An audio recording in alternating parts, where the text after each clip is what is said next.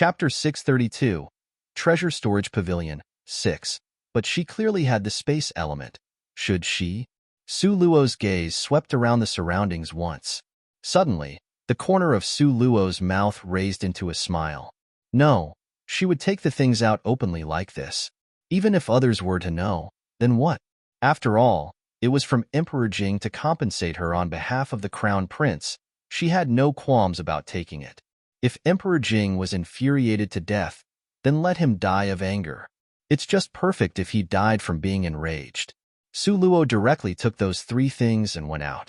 Su Luo didn't know, precisely because of this notion of hers, which allowed her ensuing days to have fewer twists and turns.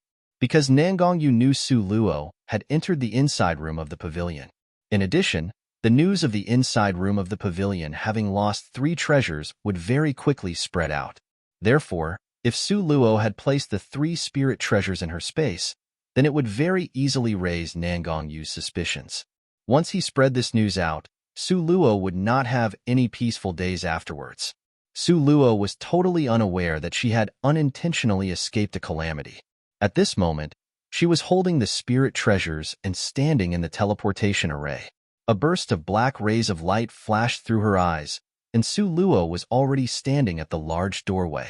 Facing her was the extremely unsightly face of Nangongyu.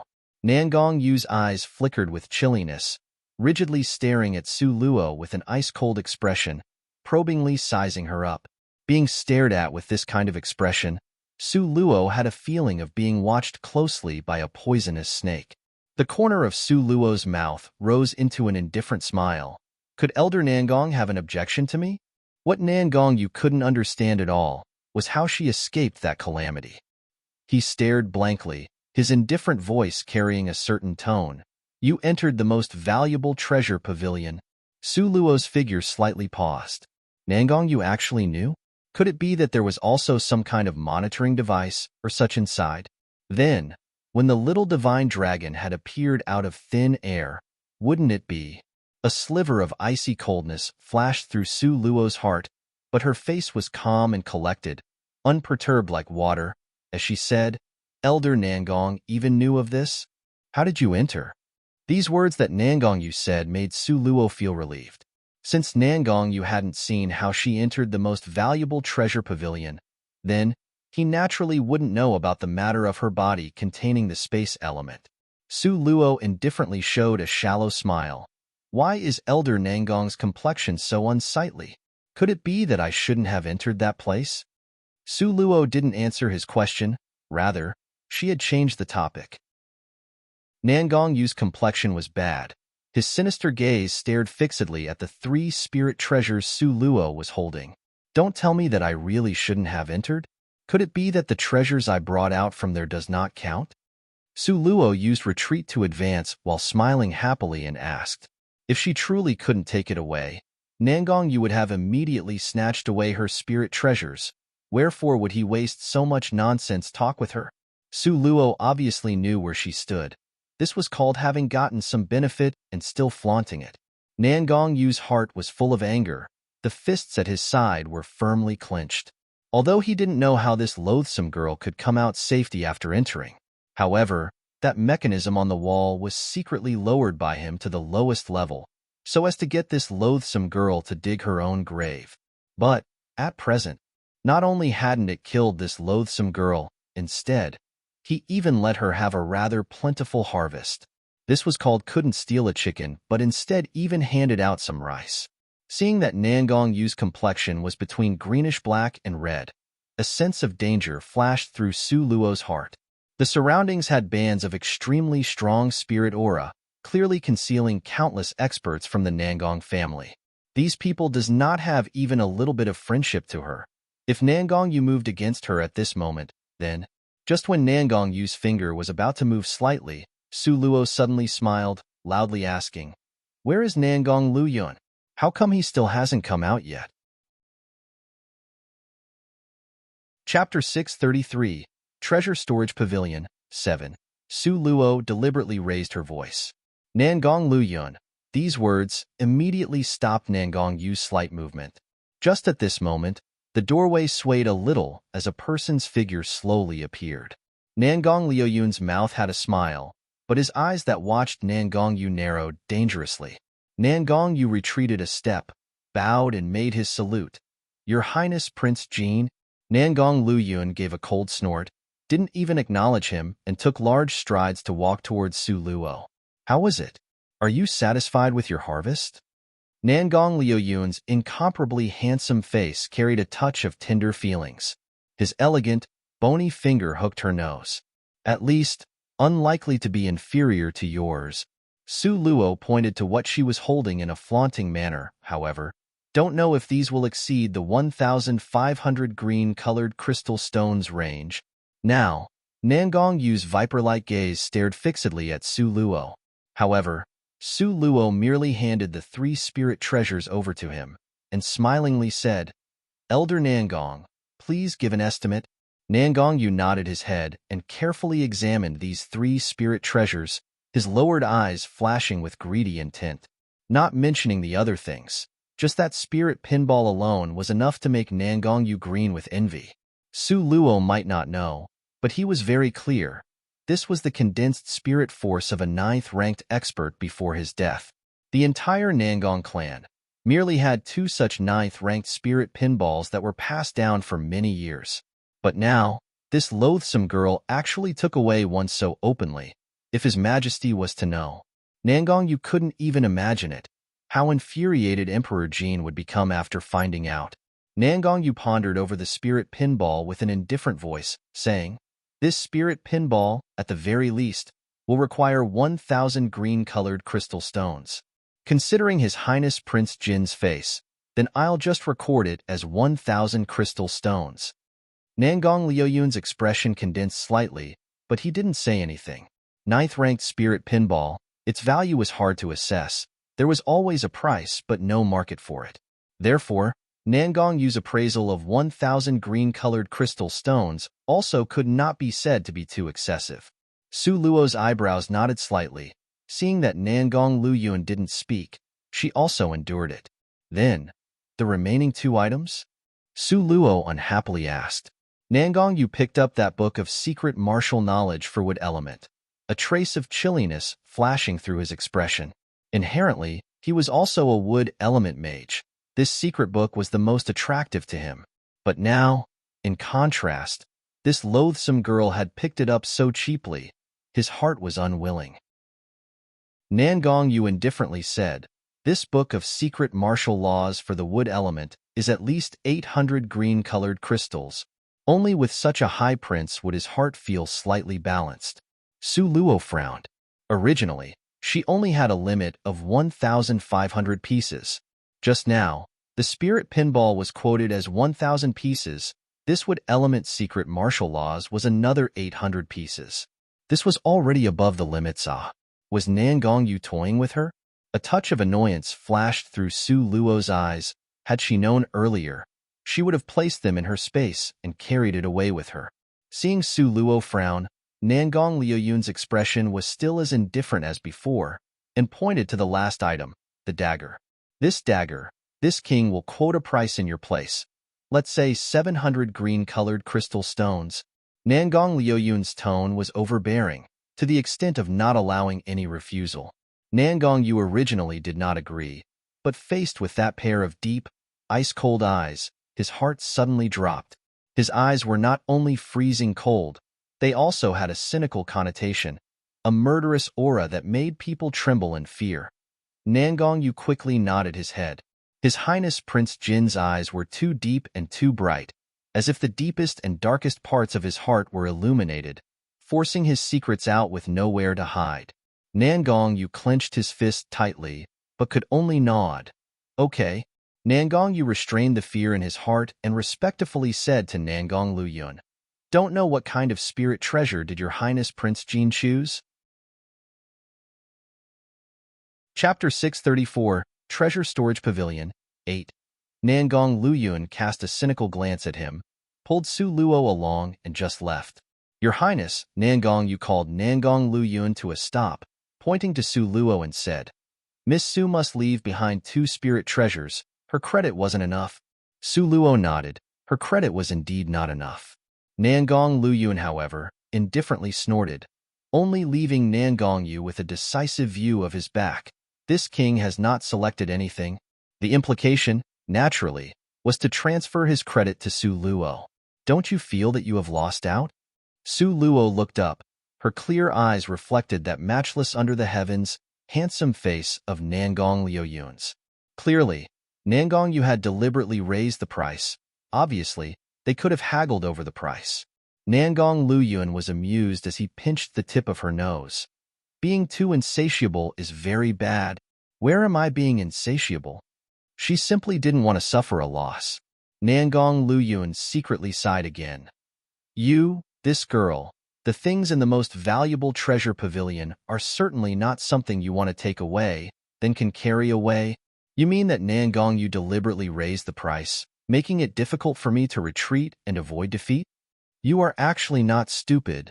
Nangong Liuyun smilingly looked at her. His eyes were full of a pampering and spoiling expression. Su Luo frowned slightly. When Nangong Liuyun came out, he simply didn't choose any spirit treasure.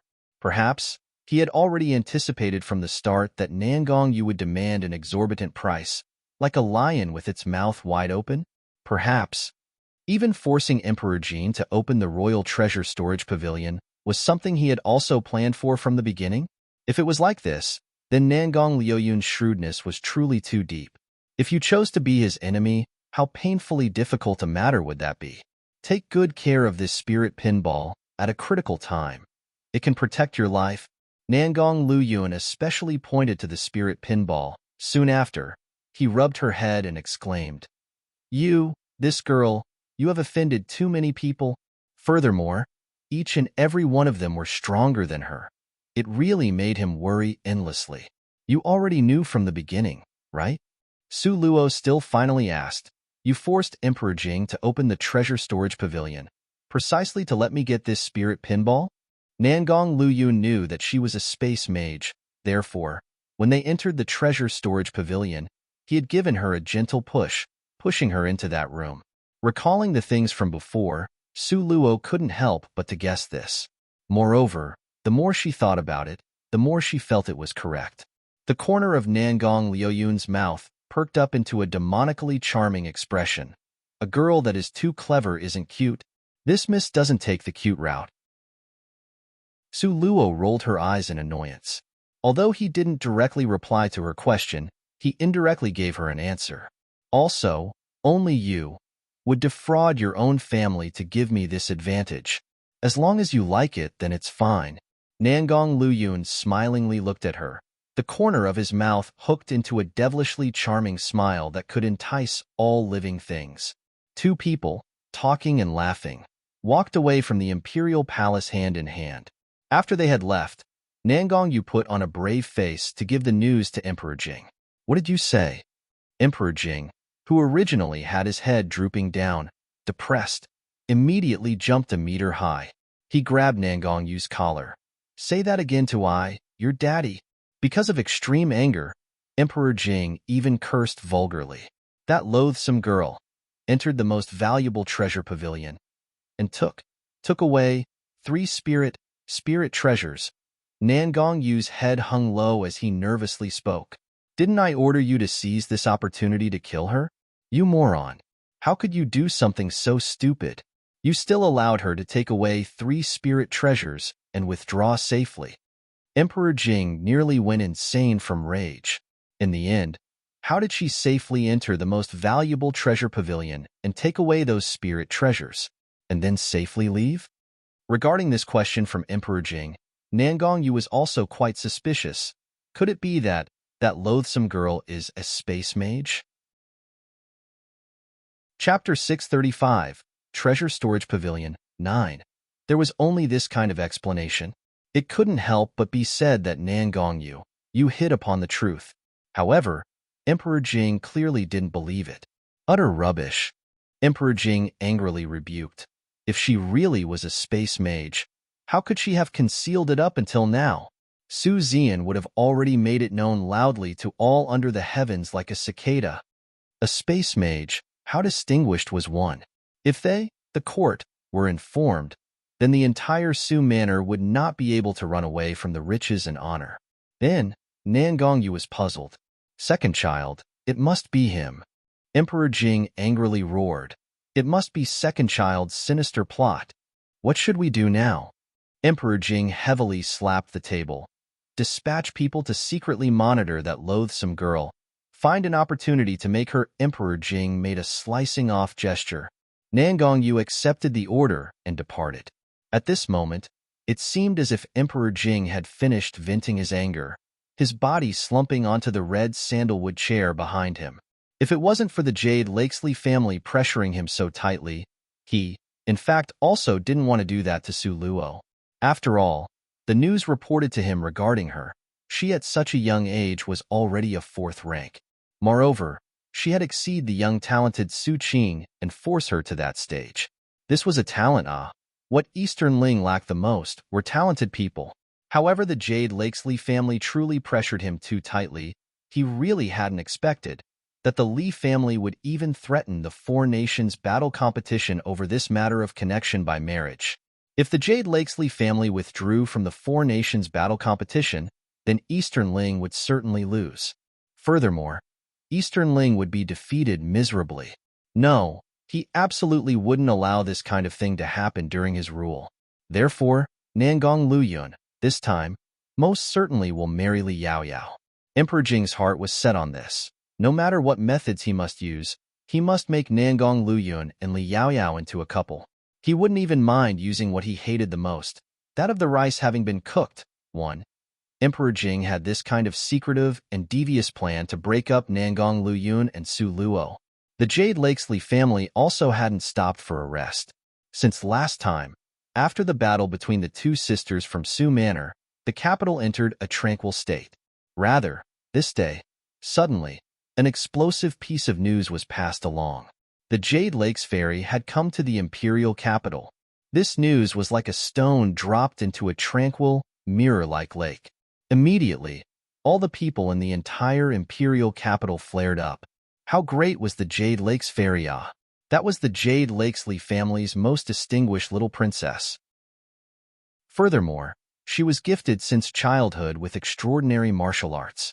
Even more important was that beautiful appearance of hers, which was matchless under the heavens. That exceedingly refined temperament.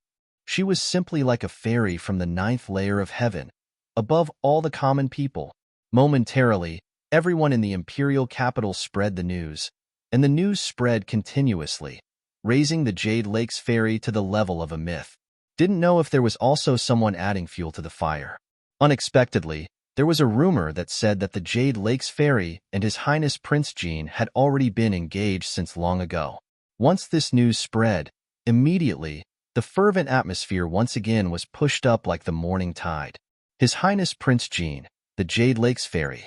One was unsurpassed in martial arts, the other was gifted. One was matchless handsome, the other was devastatingly beautiful. One was unyielding and noble, the other was pure and cold like a lotus. Whether it was talent, appearance, or temperament, both of them were the most outstanding among the younger generation. Moreover, they were also childhood sweethearts, growing up together as brother and sister since childhood under the same teacher. Following the rounds of information erupting, the imperial capital was lifted by bursts of frenzy. Everyone was saying that His Highness Prince Jean and the Jade Lakes ferry were a match made in heaven. There were none who were more well-suited than them. Now, it seemed as if everyone had forgotten about Su Luo. Everyone was fervently talking about His Highness Prince Jean and the Jade Lakes ferry. They were discussing how well-matched they were, what an ideal couple they were, how they were a match made in heaven. As if they were witnesses that had given evidence to this. 1. The rice having been cooked, otherwise known as getting pregnant, a plot for a shotgun marriage. Chapter 636, Dispute in a Love Triangle, 1. Inside the wisteria courtyard. Lu Luo was busy with the tasks on hand, but would always raise her head to anxiously look at her Mississippi. Since the miss had gotten up in mourning, she had sit under the wisteria tree to read. Now, 6 hours had already passed. Su Luo was calm and composed, in contrast to Lu Luo, who was very much scatterbrained. Mississippi. Lu Luo thought for a while. In the end, she still came over.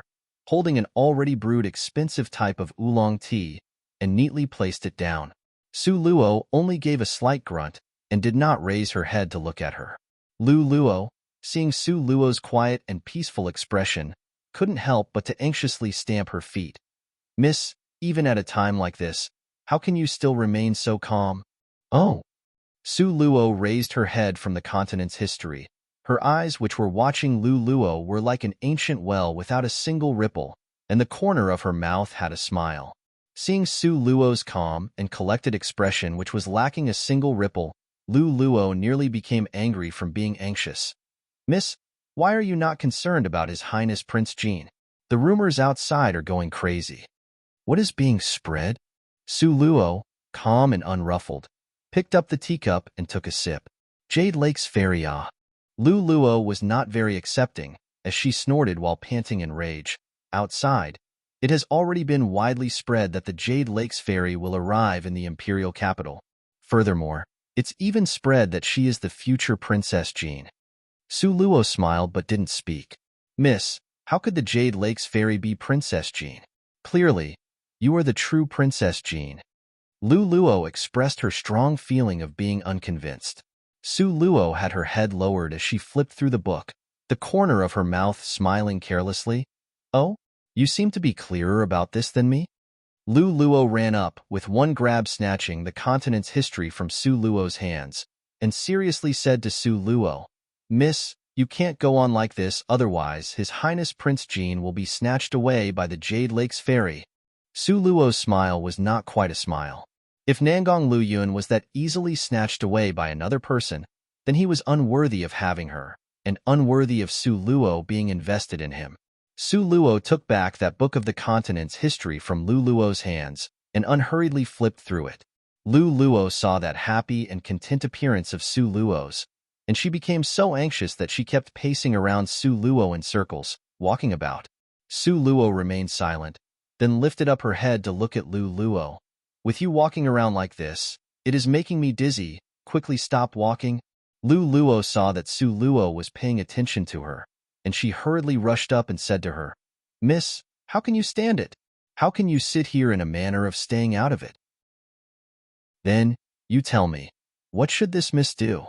Su Luo closed the book, raised her eyebrows and smiled. "You should go beseech the master. Ah, doesn't the master also look favorably upon the matter of you and His Highness Prince Jean? No matter what, you shouldn't just stay foolishly like this. You have to take the initiative." Lu Luo's eyes shone like the full moon.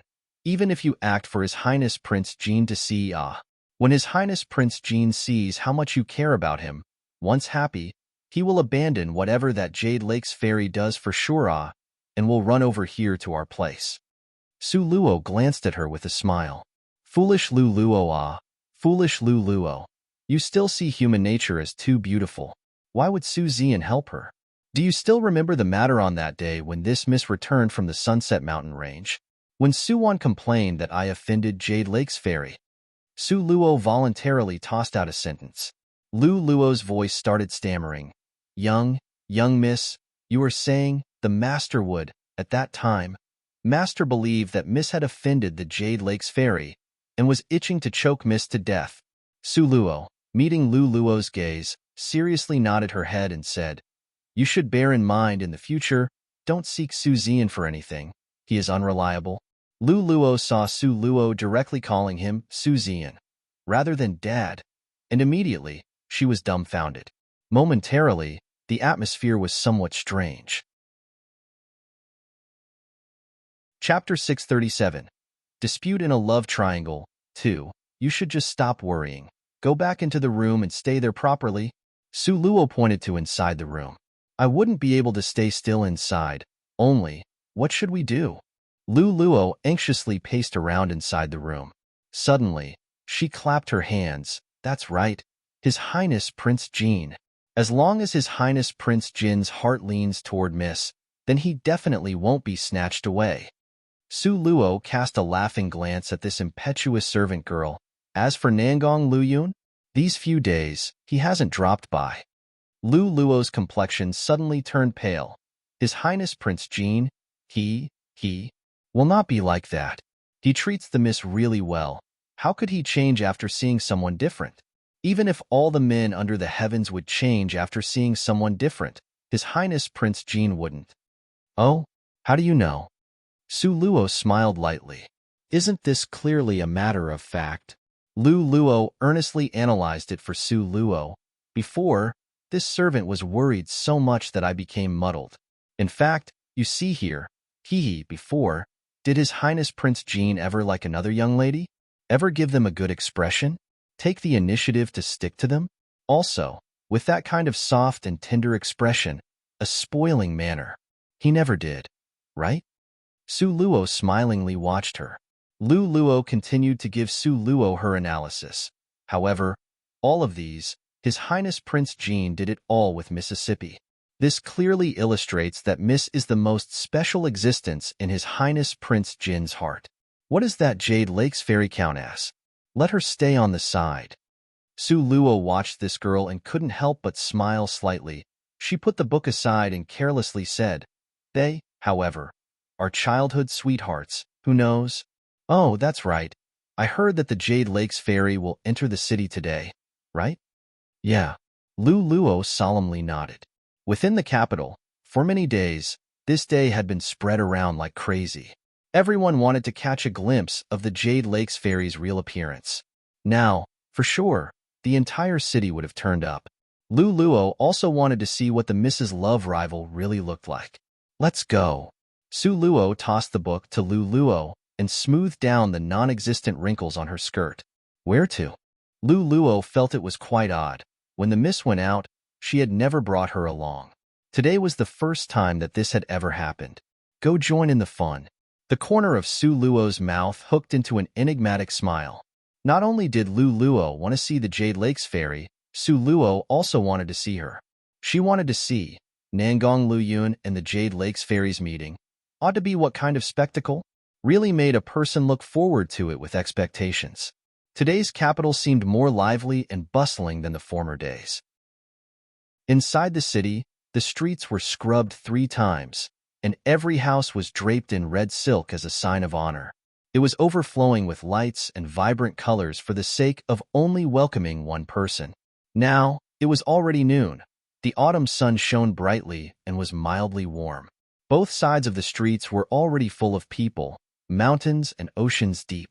Everyone stood on tiptoes to peer over the crowd, only trying to catch a glimpse of that elegant fairy. That person was precisely Jade Lakely family's little princess, the Jade Lake's fairy. The capital's most busting full moon brothel, in a private room on the 2nd floor. Su Luo was dressed up as a male, wearing a white-colored robe that danced elegantly in the wind. Delicate, pretty, neat, and smart, with an extraordinary temperament. Lu Luo was in a simple light blue robe dressed as a student. Now, she was attending to her on the side, boiling water and pouring tea for Su Luo. A faint sound could be heard coming from outside of the rolled-up curtain. I heard that the Jade Lake's fairy is goddess-like and devastatingly beautiful. She is the #1 beauty in Eastern Ling Empire. Simply unforgettable after one glance. Beautiful, that beauty is naturally one that will shake one to the core. The most important thing is temperament. That pureness and coldness is like a snow lotus in an iceberg, noble and unsullied temperament. I heard even His Highness Prince Jean is mesmerized to the point of being head over heels in love. Is this really true? Even His Highness Prince Jean is captivated by her? That is what kind of beauty, ah! Everyone simultaneously cried out in surprise. How could this little princess from the Jade Lake Palace be someone us ordinary folks can easily see? Today's opportunity is hard to come by. In the future, if you still want to get a glimpse of the Jade Lake's fairy, then it would certainly be difficult. Chapter 638, Dispute in a Love Triangle 3. That's right. If I can really see her once, then in this life, I will have no regret. Wasn't it said that His Highness Prince Jean and that 4th miss from Su Manor are together and very close? What? Now he is linked to the little princess from the Jade Lake Palace. The 4th miss from Su Manor? Humph. Are you talking about that good-for-nothing Su Luo? You really value her too high. How could His Highness Prince Jean fancy that kind of woman? Stop joking. That certainly is not right. His Highness Prince Jean truly treats Su Luo, Miss Su, really well. I heard before that him destroying the Crown Princess's businesses was also to help Su Luo to demand repayment of a debt from the Crown Prince. That Su Luo first stole her older sister's fiancé. Afterwards, she forced her older sister to the degree of making her handicapped. Now, whether she is alive or dead is unknown. This kind of malicious woman, how could His Highness Prince take a fancy to? Are you guys regarding His Highness Prince Jean as a collector of trash? Besides, I ask you, if you were to pick between the Jade Lakes Fairy or that Su Luo, who will you choose? Naturally, I will choose the Jade Lakes Fairy. Does this even require thinking? Then, how many hundreds of times smarter is His Highness Prince Jean compared to us? Could he choose wrongly? Therefore, we should not worry about this for no reason. This Princess Jean is absolutely the Jade Lakes Fairy, no escaping it. A group of people that originally had some hesitations in their hearts, after hearing the words of this person, they all nodded their heads in agreement, showing approval that what he said was reasonable. Private room.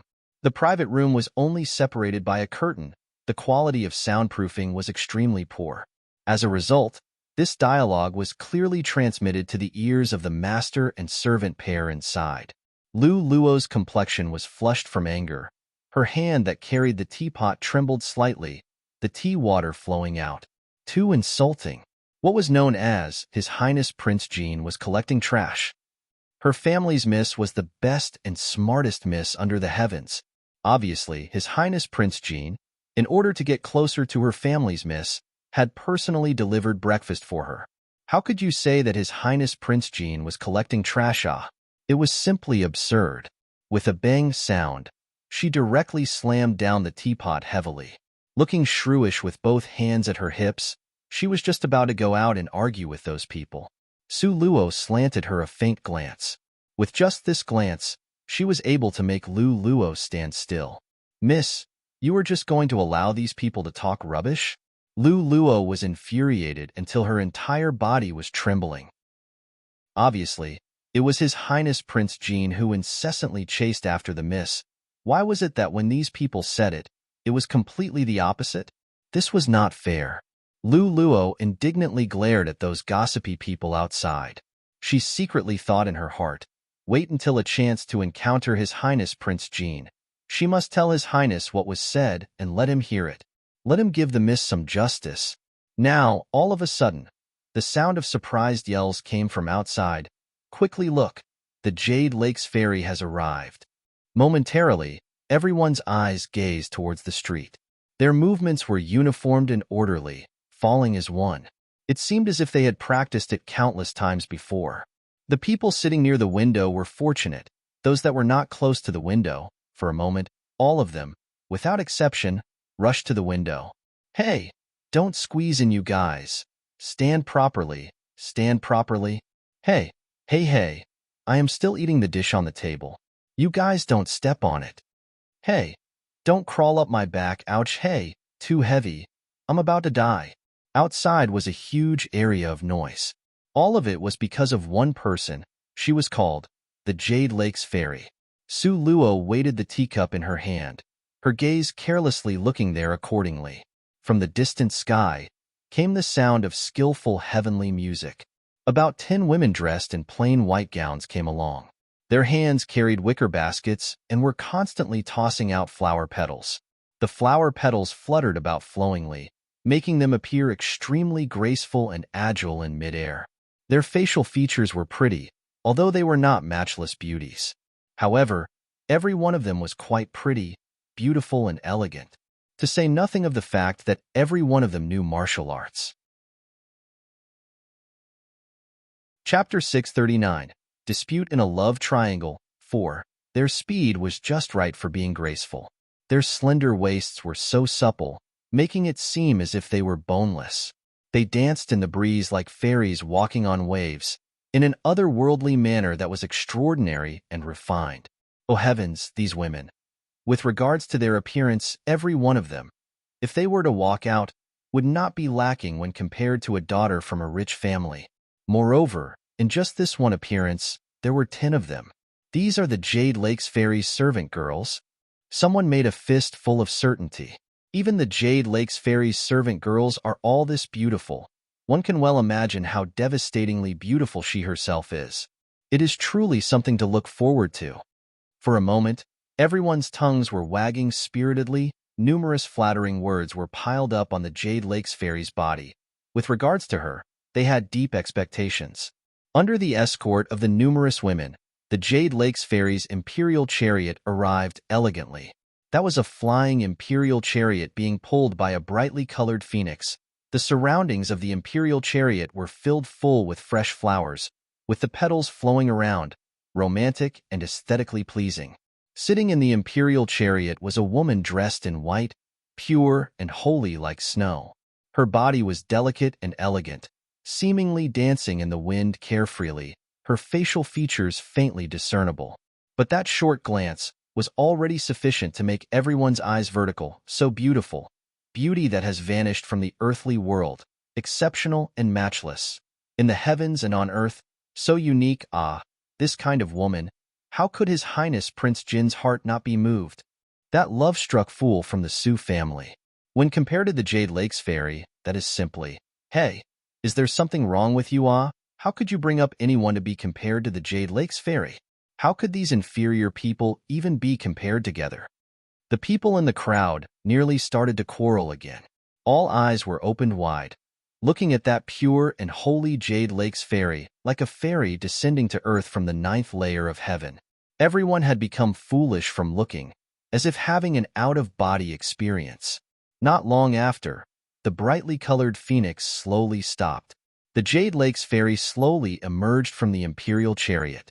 They saw her exquisite and perfect facial features with which you couldn't find a single fault. Her ink-like eyes were slightly misty like liquid fog. Her red lips glistened with a sparkling and translucent luster, her skin smooth and fair with jade-like bones. She had exquisite curves. More importantly, her temperament was like a serene orchid in an unoccupied valley, with a kind of serene, pure, and cold beauty. Just gazing at her made a person feel inferior. In the split second that she appeared, practically everyone that cared held their breath. Their dazed gazes foolishly stared at her. They had a very surreal feeling. Wasn't this exactly like a live fairy descending to the mundane world from the 9th layer of the heavens? She was simply perfect without a fault and so pure, as if even the sunlight was diminished because of her. In front of the Jade Lakes Fairy stood a man. He was dressed in a soft, black, silk robe with gold and silver threads drawing the outline of the claw of a dragon with scales which were fierce and imposing. His fine, ink-like, black hair was carelessly tied up by red silk. The tassels of his jade belt lightly fluttered in the wind, also making him appear even more elegant. At this moment, he jumped down from the dragon-scaled horse to stand in front of the Jade Lakes Fairy. He had a gentle, lazy expression on his matchless handsome face. The corner of his mouth was hooked in a demonically charming smile. "Third senior brother, did you come to welcome me?" Seeing the man that commanded her soul and leading it as if in a dream, even the often serene Jade Lakes Fairy was also unable to suppress her excitement. His Highness Prince Jin. That is His Highness Prince Jin. Now, everyone had recognized. The man that came down from the horse was the male lead of the rumors. Perhaps some people might not recognize His Highness Prince Jin, but that respectable and insufferably arrogant dragon-scaled horse was known to everyone. At this moment, the male and female lead of the rumors stood face to face. The male was incomparably handsome with an unrestrained, shallow, and gentle smile at the corner of his mouth. The female was beautiful and elegant, with intoxicating, tender sentiments flashing through the depths of her eyes. In a split second, everyone, without exception, became impassioned. The gossiping trait in their body ignited into a flame that then spread throughout their whole body, appearing prominently on their faces. Chapter 640, Dispute in a Love Triangle. 5. Each and every one of these coarse, manly men were all so excited that their bodies were riled up. His Highness Prince Jin and the Jade Lakes Fairy are truly a match made in heaven, aren't they? Right? You guys look. a talented male and beautiful female, matchless under heaven. Simply a pair of jade annulus. Ah, that's only natural. Have you guys ever seen His Highness Prince Jean smile? But now, he is standing in front of the Jade Lakes Fairy with such a tender smile. The Jade Lakes Fairy is also the same. How pure, cold, and noble of a woman. In front of His Highness Prince Jean, she is like a yielding ball of water. A perfect match, ah, truly a perfect match. At this time, visitors of the full moon brothel all thought the same, to say nothing of those commoners outside on the road. Now, in a private room on the second floor, Lu Luo held her breath with rapt attention and seriously observed the complexion of her Mississippi. She saw Su Luo's expression was still indifferent as water, not a ripple from being startled. But she said with extreme anger, "Miss, don't tell me you aren't even angry? His Highness Prince Jean truly is, toying with the feelings of her family's miss." But these words, Lu Luo wasn't able to say out loud. In fact, Su Luo was not as calm as her expression implied. She saw Nangong Luyun with that familiar, tender light smile at the corner of his mouth. A dull ache swept through the position where her chest was located. In the end, what was Nangong Luyun, that bastard, doing? If he truly dared to have a foot in both camps, she would let him understand what was called dying with an awful beat. Su Luo's hands, which were concealed in her sleeves, suddenly clenched into fists. But speaking of that pair of jade annulus couple, the Jade Lakes Fairy truly hadn't expected, after experiencing those events from before, Nangong Luyun would come to welcome her. Therefore, she almost couldn't suppress the excitement on her face. Third senior brother. Her soft tone carried a touch of joy. Momentarily, that beautiful complexion was like a blooming epiphyllum flower, so gorgeous that it was impossible to produce locally. However, Nangong Luyun's brows wrinkled somewhat. "Now you have see this, king?" The corner of his mouth hooked into a demonically charming smile. His tone had a thread of pondering thoughtfully. The Jade Lakes Fairy was somewhat puzzled, but in her moment of joy, she couldn't see the obvious clues. With a sweet-tempered smile, she reached out towards Nangong Luyun's hand. Wow, this action of theirs is so intimate, simply makes people have wild and fanciful thoughts linking them. What is there to have wild and fanciful thoughts about? The Jade Lakes Fairy going to be the future Princess Jean, okay? You guys look, His Highness Prince Jean is looking towards us here. He actually smiled at me. Fart, that smile was aimed at me.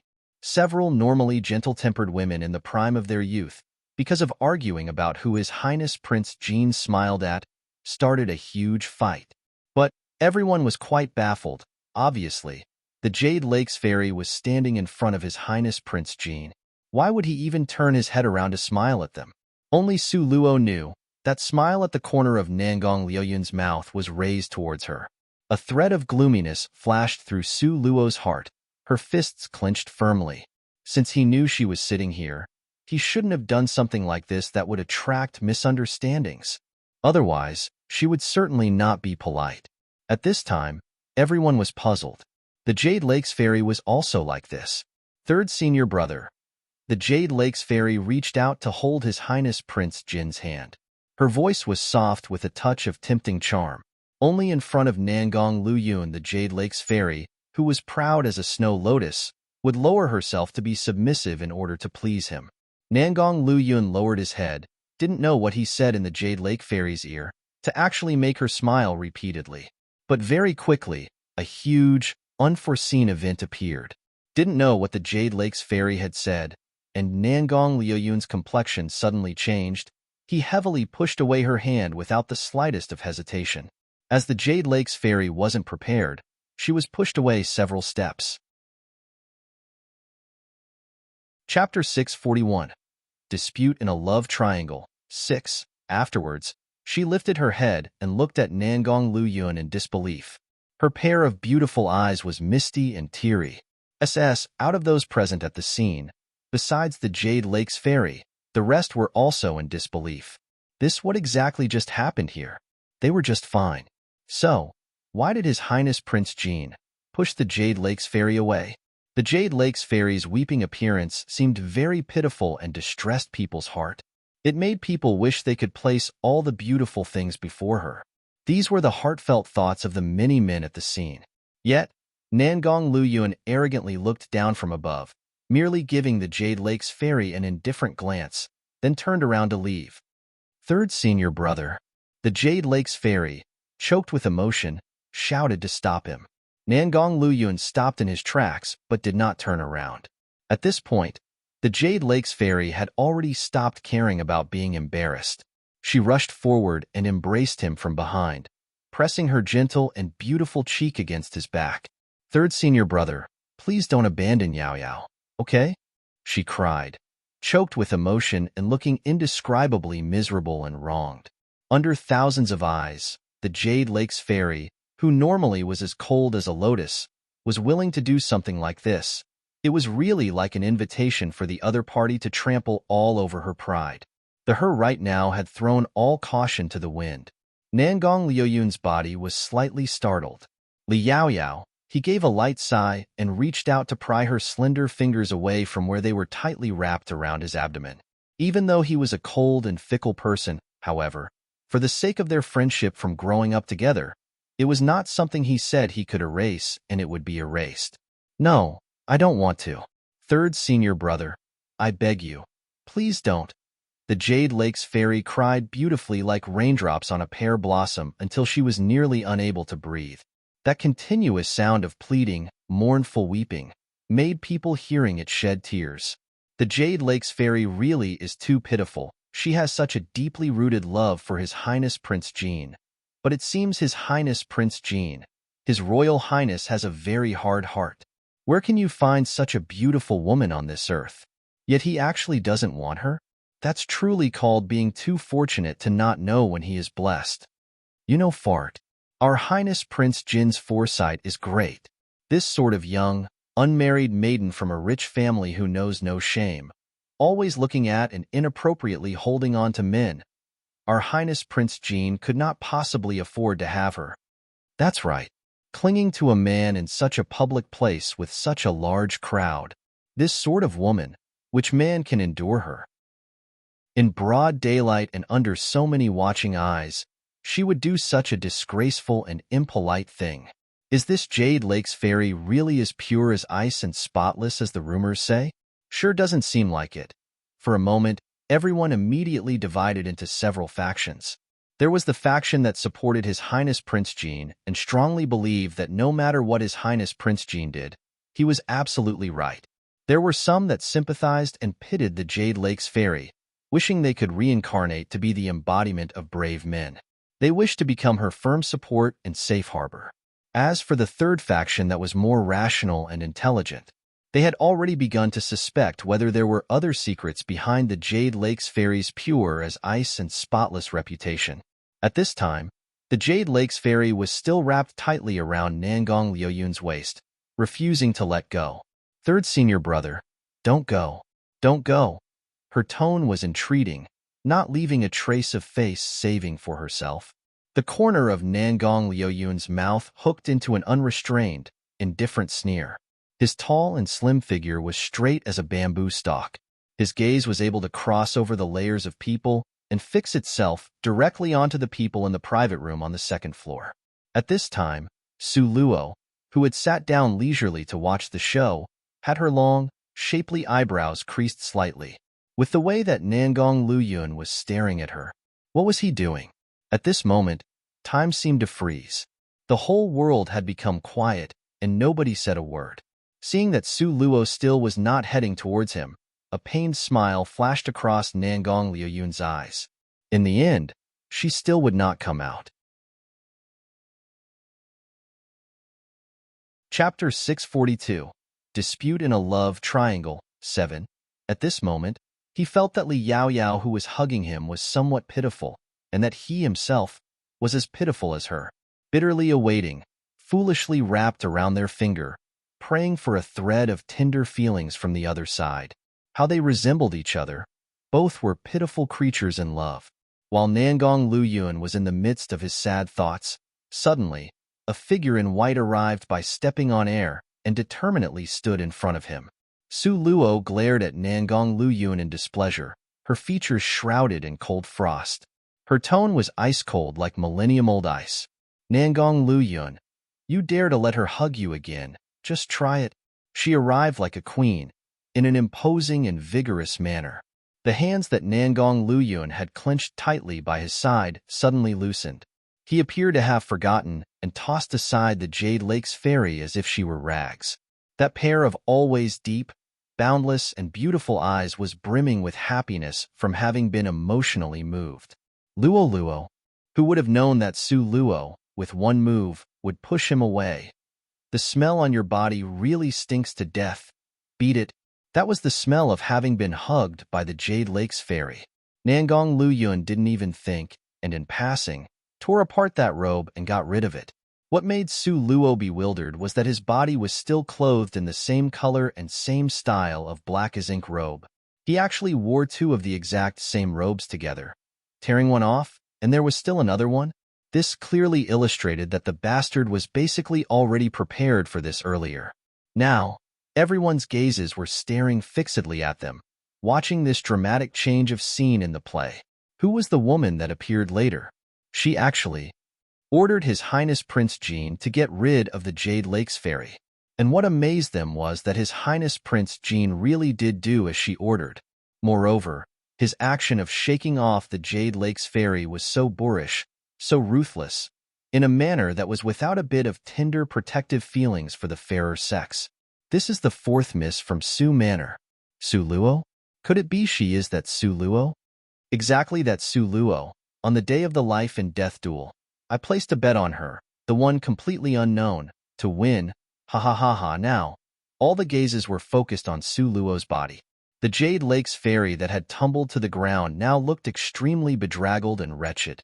She had discarded her pride, abandoned her dignity, but what it was exchanged for was being ruthlessly trampled on by Nangong Luyun. Now, no one could hate Su Luo as much as her. That pair of eyes dipped in poison, a fierce and pungent gaze. It was like a poisoned arrow shooting towards Su Luo, wishing she could immediately dismember Su Luo into 10,000 pieces.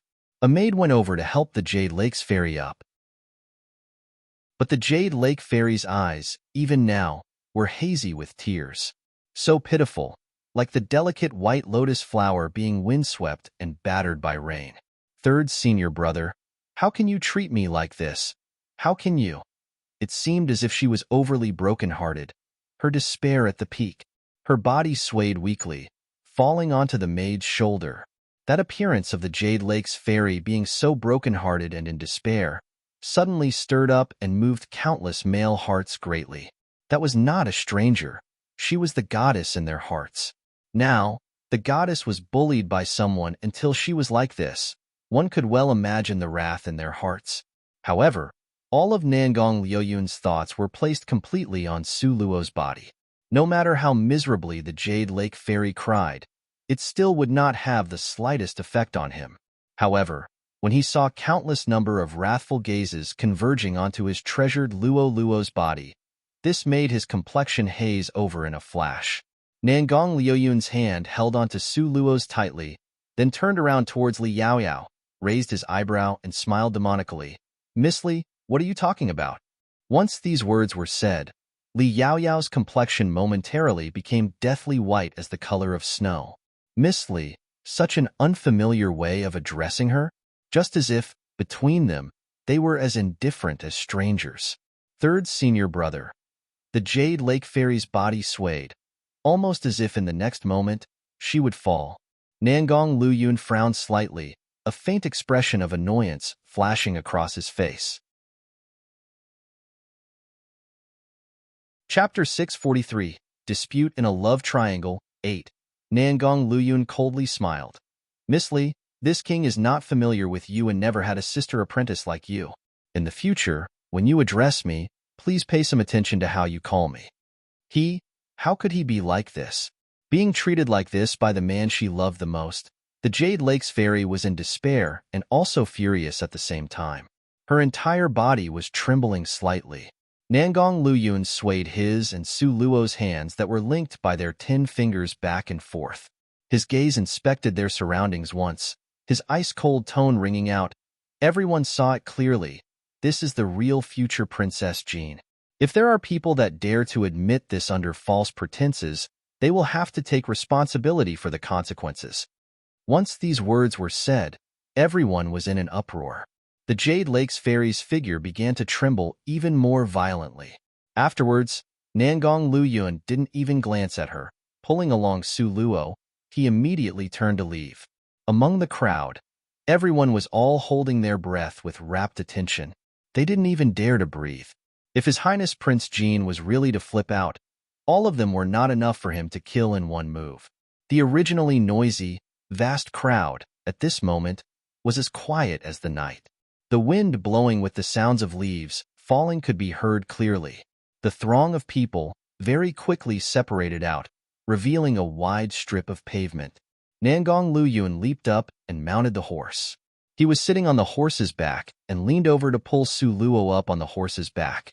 The proud and pampered dragon-scaled horse scattered open all four hooves, stirring up a lot of dust from the ground, galloped quickly and left, only leaving behind the rear view that was clear, cold, and noble. Whoosh! Only now did everyone exhale out that turbid air in their throats. The male lead for this incident had already left, therefore, everyone's line of sight, as a matter of course, landed upon the Jade Lake's fairy's body. The originally pure, cold, and noble fairy, now, the fairy seemed battered and exhausted. This contrast was really too great. Moreover, everyone was all curious. The Jade Lake's fairy's noble and icily arrogant temper would really disregard everything to hug His Highness Prince Jean?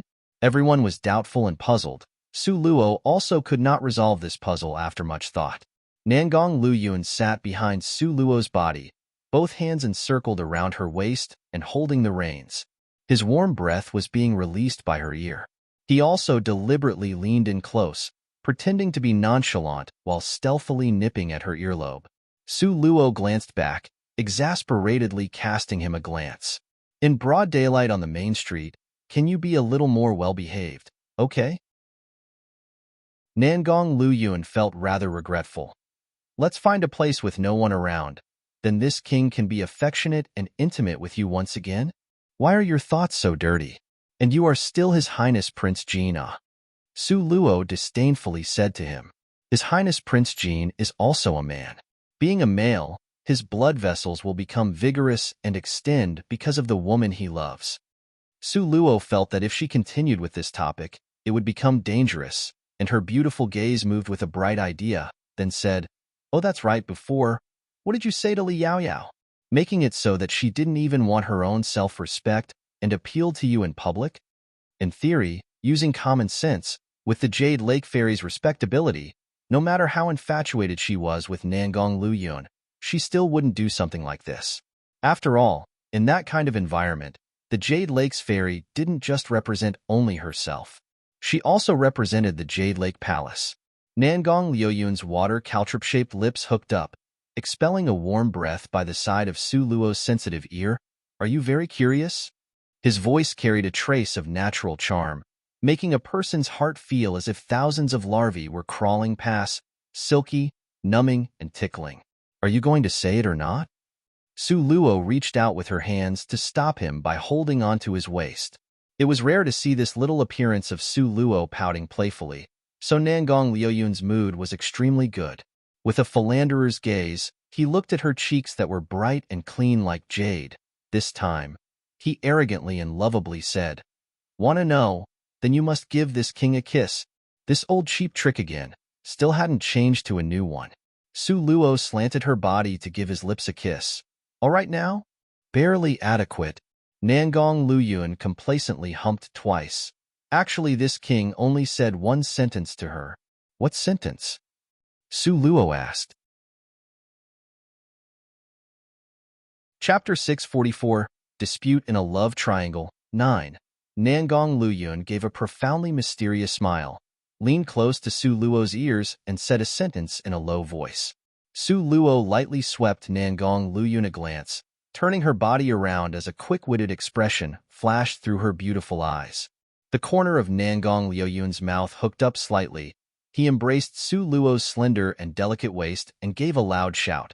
Faster, the dragon-scaled horse released all four hooves, raising up the dust with a speed that was nearly as fast as the wind as they returned. By the time Su Luo returned to the manor, it was already nightfall. When she took a step into Su Manor, she felt that the atmosphere in the manor was somewhat strange. The servants who saw her, their expression was complex. There was respect as well as fear. One after another, they walked away and fled. Mississippi. After Su Luo was carried away by Nangong Luyun, Lu Luo had already returned to the manor. Now, she was standing guard at the doorway. Seeing that Su Luo had returned, she anxiously ran to her. "What's wrong?"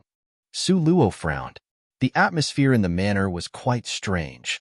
"Miss, a matter that is far from good." Lu Luo's expression was somewhat anxious. "I heard that today's matter made the master go into a huge rage." Before Lu Luo could finish speaking, an unsympathetic figure, without a sound, appeared by Su Luo's side. "The fourth miss, the master asked to see you." Zishi's tone was eternally cold, completely lacking any temperature. It was still that same study. Last time, because of Su Qing's matter, he loudly reprimanded her. Then, what about this time? A hidden light in Su Luo's pitch black as night pupils appeared faintly, the corner of her mouth hooking into a cold smile.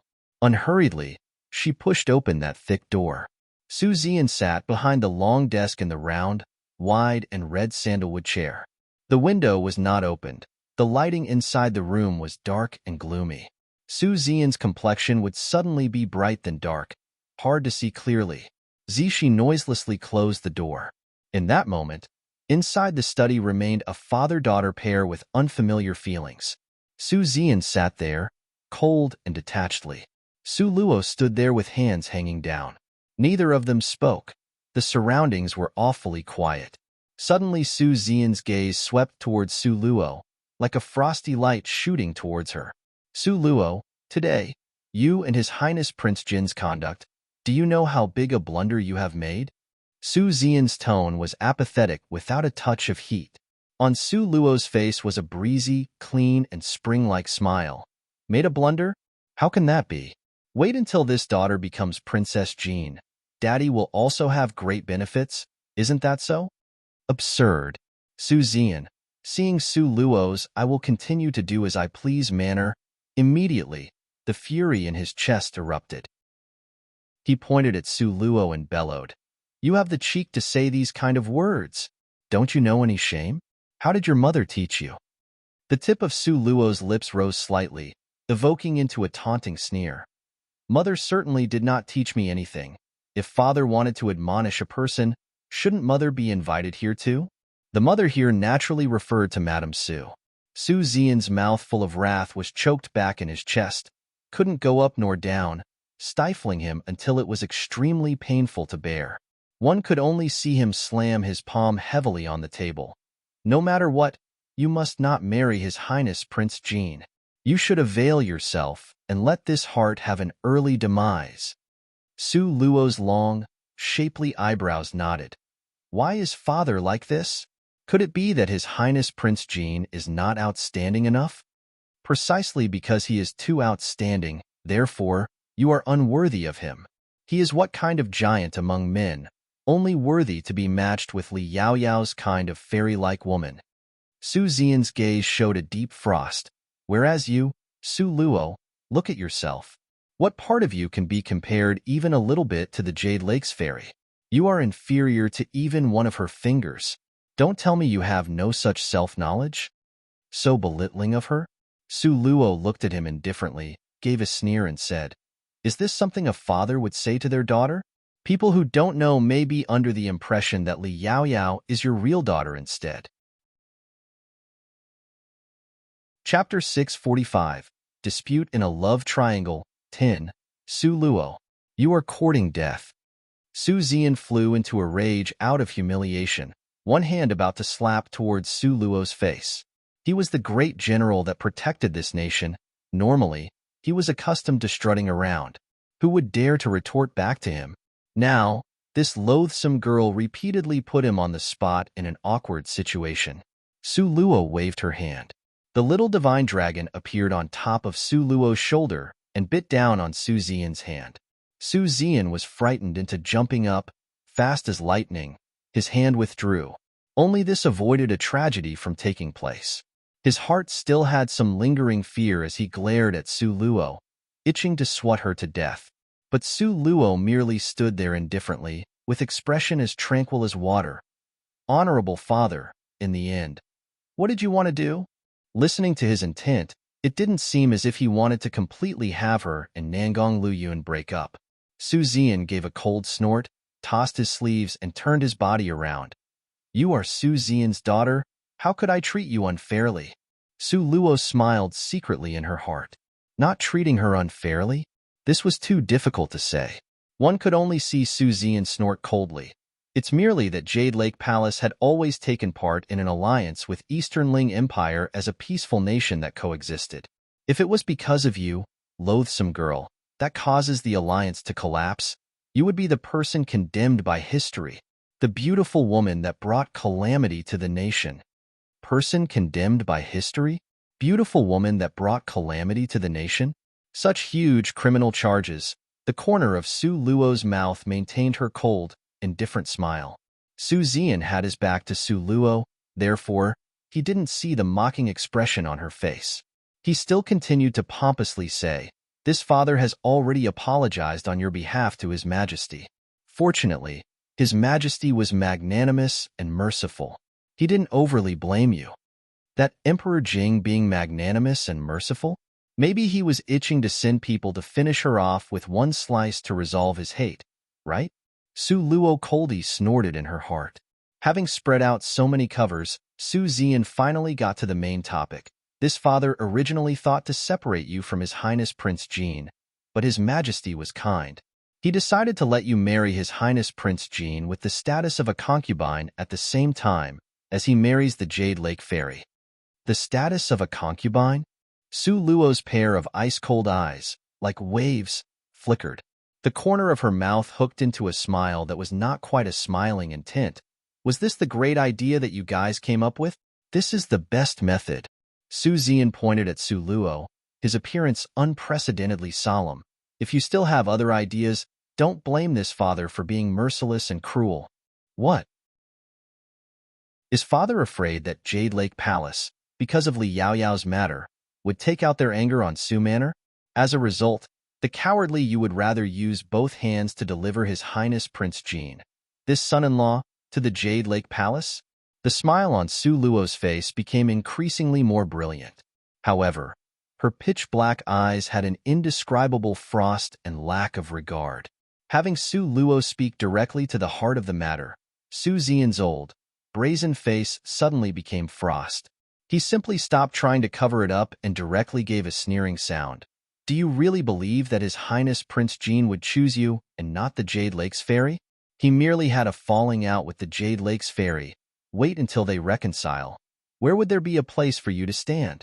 Able to marry His Highness Prince Jin as a concubine is already your biggest fortune.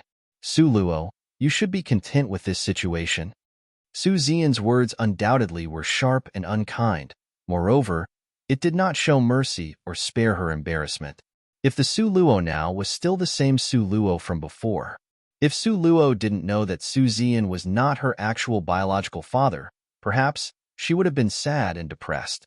But it just so happened that the her right now was already not that timid and weak Su Luo from before.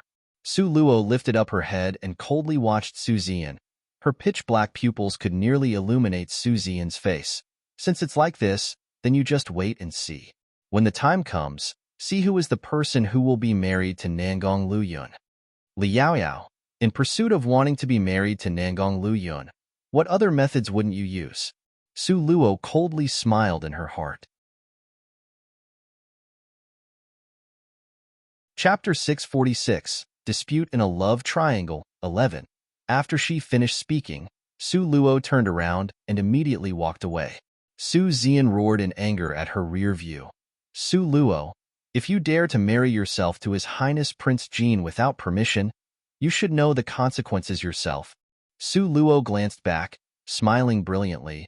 Didn't the great General Su say that I, Su Luo, cannot be compared to even one of the Jade Lake's fairy's finger? Didn't you say that wait until His Highness Prince Jean had reconciled with the Jade Lake's fairy, then there wouldn't be a place for me? Since you have so much confidence in the Jade Lake's fairy, then what are you worried about?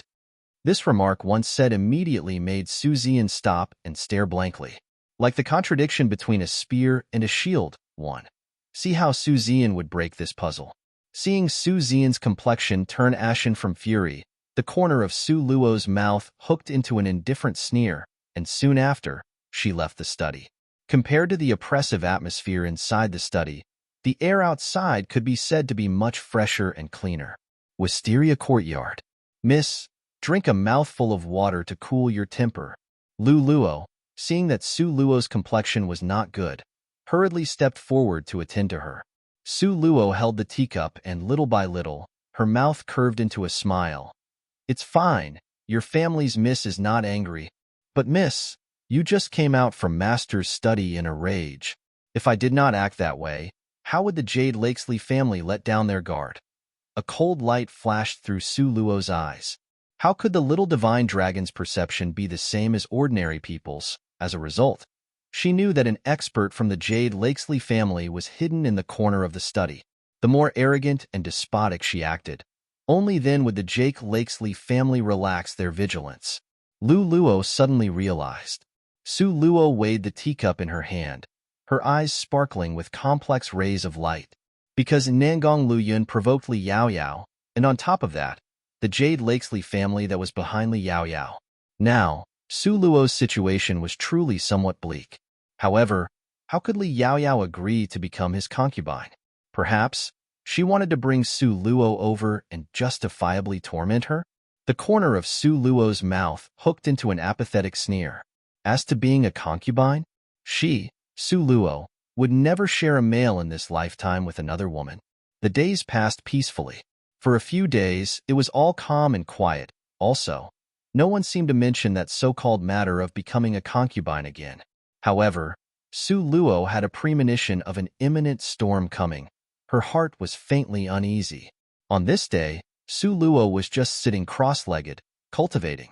Suddenly, from the doorway, came the sound of hurried footsteps.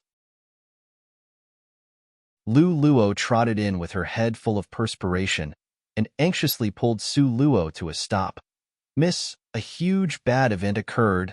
Don't be so flustered. If you have something to say it slowly. It's not like the sky is falling.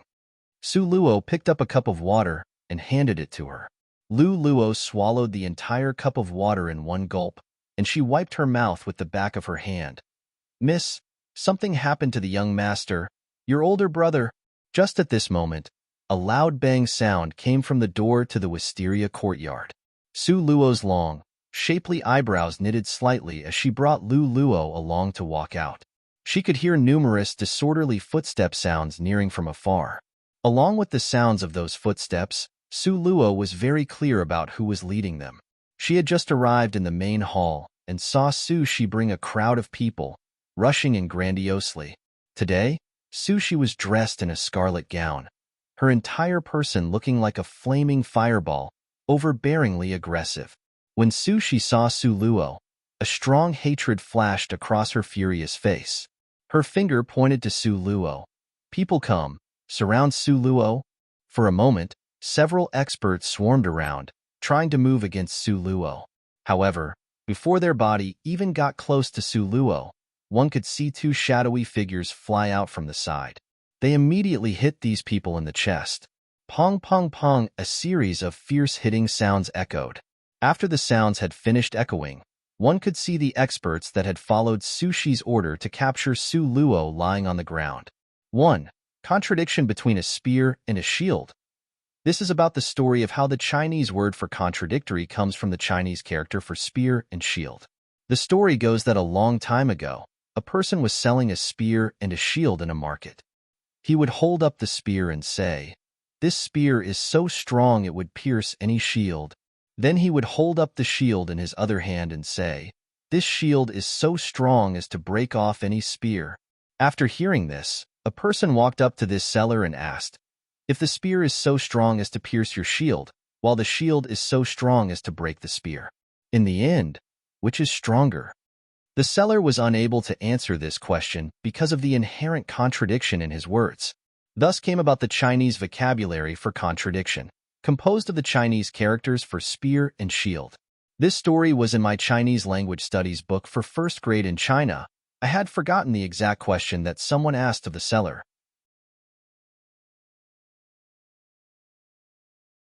Chapter 647. Dispute in a Love Triangle 12. Every one of them was throwing up blood, with incomplete bodies, so dead as to be unable to die again. What ruthless and bloody methods! Whereas those people dressed in black that rushed out from the side had already disappeared without a trace. It was as if they had never appeared. Su Shi's entire person became rigid on the spot as she foolishly stared blankly at Su Luo, with her lips trembling slightly, because the feeling the people dressed in black gave her was too shocking, too brutal. Su Luo, what kind of sinister plot are you scheming?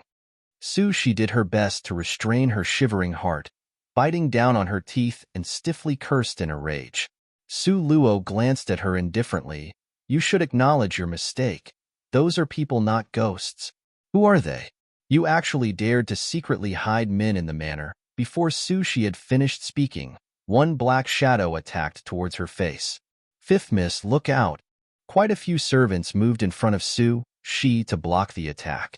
No matter how fast their speed was, how could they be faster than the little divine dragon who was known for his speed? One could see his little body suddenly move right, then left, and all of a sudden, he broke through the defense of these people. He charged in, heavily slapping Su Shi's mouth. The little divine dragon's claws were not ordinary. How sharp were they? Su Shi, as a mere minor third rank, how could she dodge it? At the time when a scary, spraying bloody mist appeared, the little divine dragon had already flown back into Su Luo's sleeves, as if he had never appeared. Su Luo, in a spoiling manner, rubbed under his chin as the little divine dragon happily rolled around in her sleeves. One person and one spirit pet were extremely happy from playing around, but had made Su Shi suffer bitter hardship. It was quite a while before Su Shi was aware that her face had been wounded. She touched it and discovered to her surprise that her hand was bloody. The wounds on the face were unlike other places. If scars were left behind, then that would disfigure one's appearance. Only now did Su Shi feel fear, with a trembling voice and her black pupils staring fixedly at Su Luo. You, she said you for quite a while, but could not continue and say a complete sentence. Also, it was no wonder that she was so shocked, as if she had seen a ghost. She had a rough idea of how strong Su Luo was through her duel with Su Qing from last time. Therefore, this time, she had already brought enough people to arrest Su Luo. But who would have known that Su Luo would have so many helpers? Like Chinese chives after cropping off some, there were still more. Su Luo coldly watched her. What's wrong with you? Su Shi looked at Su Luo's appearance that was like a delicate summer flower, and recalled her own face that was full of blood. Momentarily, she was scared as well as furious. She hatefully cursed, Su Luo, you bitch, wicked witch, why were you born into my family? Why don't you go and die? The more Su Shi cursed, the more energetic she became. She was itching to rush up and scuffle with Su Luo, but she was worried about the men dressed in black. Therefore, her body remained unmoving, and she could only move her lips. Su Luo smiled coldly. Finished cursing? Su Shi glared furiously at Su Luo. More and more, she really couldn't see through to what Su Luo was really thinking. The her right now had seemed to change into a completely different person from before, just as if her soul had switched. Su Luo glanced at her indifferently, her deep eyes containing a mixture of cynicism and mockery. Since you have finished cursing, then now, can you finally tell me what really happened? Older brother was injured. He is nearly dead. Su Luo, it's all your fault he was harmed. All your fault. If it was not for you, older brother would have not ended up like this now. If it was not mentioned, then fine. But once this matter was mentioned, Su Shi would bawl. Su Jingyu? He was injured? I didn't do it. Su Luo's delicate and pretty face didn't have a trace of expression. Chapter 648, Dispute in a Love Triangle, 13. Yes, you didn't personally do it. But if it was not because of you, if you were not trying to snatch His Highness Prince Jean away from the Jade Lakes Ferry, older brother would not have ended up in his current situation. Not waiting for Su Luo to ask, Sushi continued to talk nonstop. On the road back from school, older brother was ambushed. Those people beat older brother until he was black and blue, and even left behind some words. Sushi gnashed her teeth as she glared at Su Luo. Su Luo, you know what they said? They said, such lowly person, don't even think about getting a treasure they cannot obtain. Otherwise, this is only the beginning. Sushi was cursing and crying at the same time. Aren't their words obvious enough? Su Luo, it's all you. It's all because you seduced His Highness Prince Jean and provoked the Jade Lakes Fairy's anger, thus resulting in such a disaster. You are delivering our entire Su Manor into hell, Su Luo. You are simply too terrible. Faced with Sushi's condemnation, Su Luo was indifferent. Admittedly, the Jade Lakesley family wasn't good. Don't tell me the Su family was any better. Having lived in Su Manor for many years, Su Luo had personally experienced this. Could get the Jade Lakesley family to help deal with the Su family. Su Luo's heart didn't have enough time to even be happy, so why would she feel guilty? But, on her face, she should at least assume some worry. A deep line of worry flashed through Su Luo's forehead. Then, what about older brother? Is he gravely injured? Of course it's grave. He almost died. The imperial physician said he had no way to treat him. If you want to save older brother, you have to be able to invite an elite apothecary. The more Sushi spoke, the angrier she became. The angrier she got, the more she glared at Su Luo. How could the Su Manor be able to invite over an elite apothecary? Su Luo was very clear about the levels for an apothecary. From the bottom to top it was divided as elementary apothecary, intermediate apothecary, advanced apothecary, elite apothecary, master apothecary, grandmaster apothecary, until finally reaching the immortal status of divine apothecary level. But, on this continent, apothecaries were extremely rare. Normally, even an elementary or intermediate apothecary's haughtiness had already soared to the skies. There were basically no advanced apothecaries, let alone the existence of an elite apothecary. However, Su Luo had a person she could choose in mind. That person just so happened to be an elite apothecary. However, wanting to invite him over was not an easy task with regards to Su Manor. Sushi didn't know that at this moment, Su Luo had thought of so much, and she merely glared at Su Luo. Quickly, you go tell His Highness Prince Jean that you will not be with him. Quickly go. Even though she had eaten a lot of losses in front of Su Luo, Sushi was still that arrogant, bossy, and despotic, the fifth Miss Su. Su Luo smiled indifferently. If you want to go, then go. People come. See the visitor out. Su Luo, you, this slut. Before she could finish her sentence, a black shadow flashed by, and another sharp claw that was faster than lightning scratched towards Sushi's face.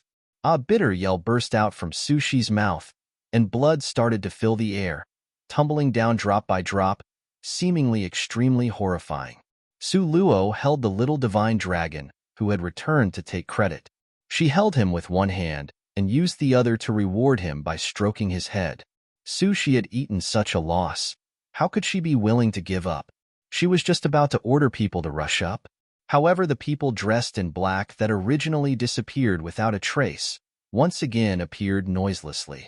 Each and every one of them carried a murderous aura with a ghostly appearance, their expressionless faces staring fixedly at Sushi. How ruthless were their methods! Sushi had seen it with her own eyes. Therefore, her feet that were moving forward were suddenly unable to move. For a moment, she didn't know what she ought to do. Get lost. Su Luo smiled lightly, casting a side glance at Sushi, whose entire face was full of indignation. Matters in the world were fickle. It had changed really fast.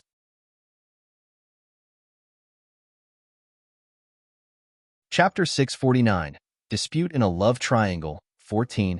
Half a year ago, this fifth Miss Su was still strutting around in front of Su Luo and showing off.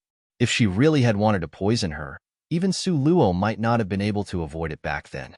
But now, She already could not do nothing to Su Luo. Not only this, now, she couldn't even get close to Su Luo. In the end, she could only hatefully glare at Su Luo, leaving behind some fierce words. Su Luo, just you wait. You will not have a good ending. Following Sushi's exit, that group of people also left grandiosely. The tranquility was again restored to Wisteria Courtyard. Miss Lu Luo looked at her family's miss with concern. This is merely the beginning.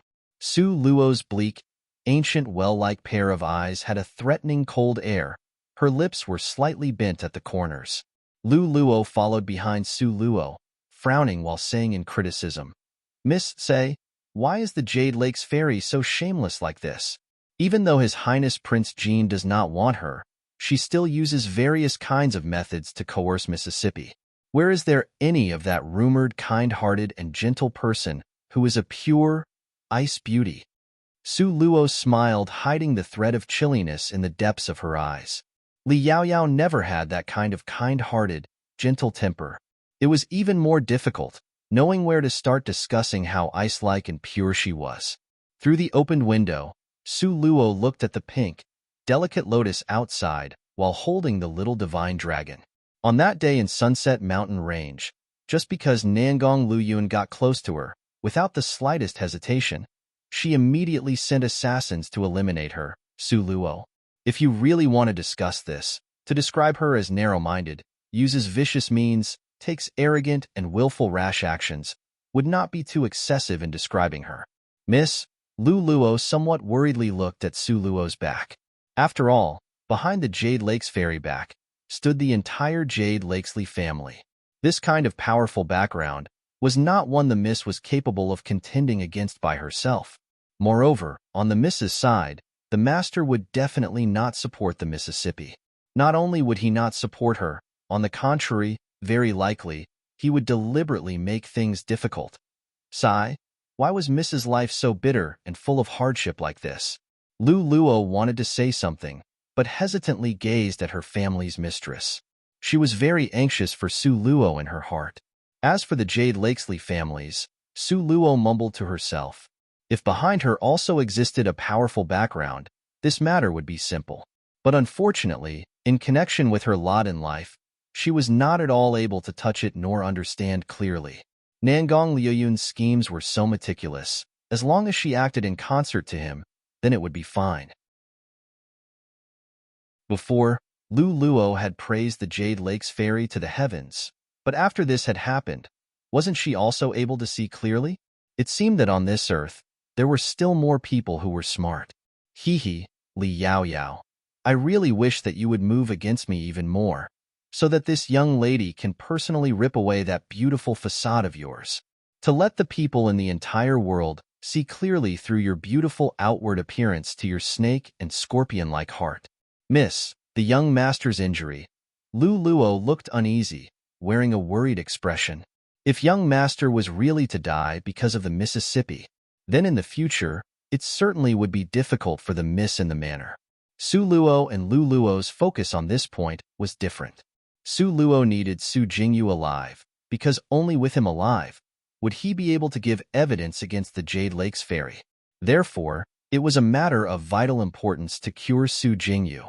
By all means, she must not let him just die like this. Su Luo made a sound with her fingers, and immediately, a black-clothed person noiselessly appeared behind her. Go check on the address of a person. Su Luo then softly said 2 words, Apothecary Long. The black-clothed person accepted the order and very quickly disappeared in mid-air. Su Luo carried the little divine dragon, her mouth hooking into a smiling expression. Nangong Luyun actually had some foresight. After leaving the imperial palace that day, he dispatched black-clothed people to protect her in secret and publicly.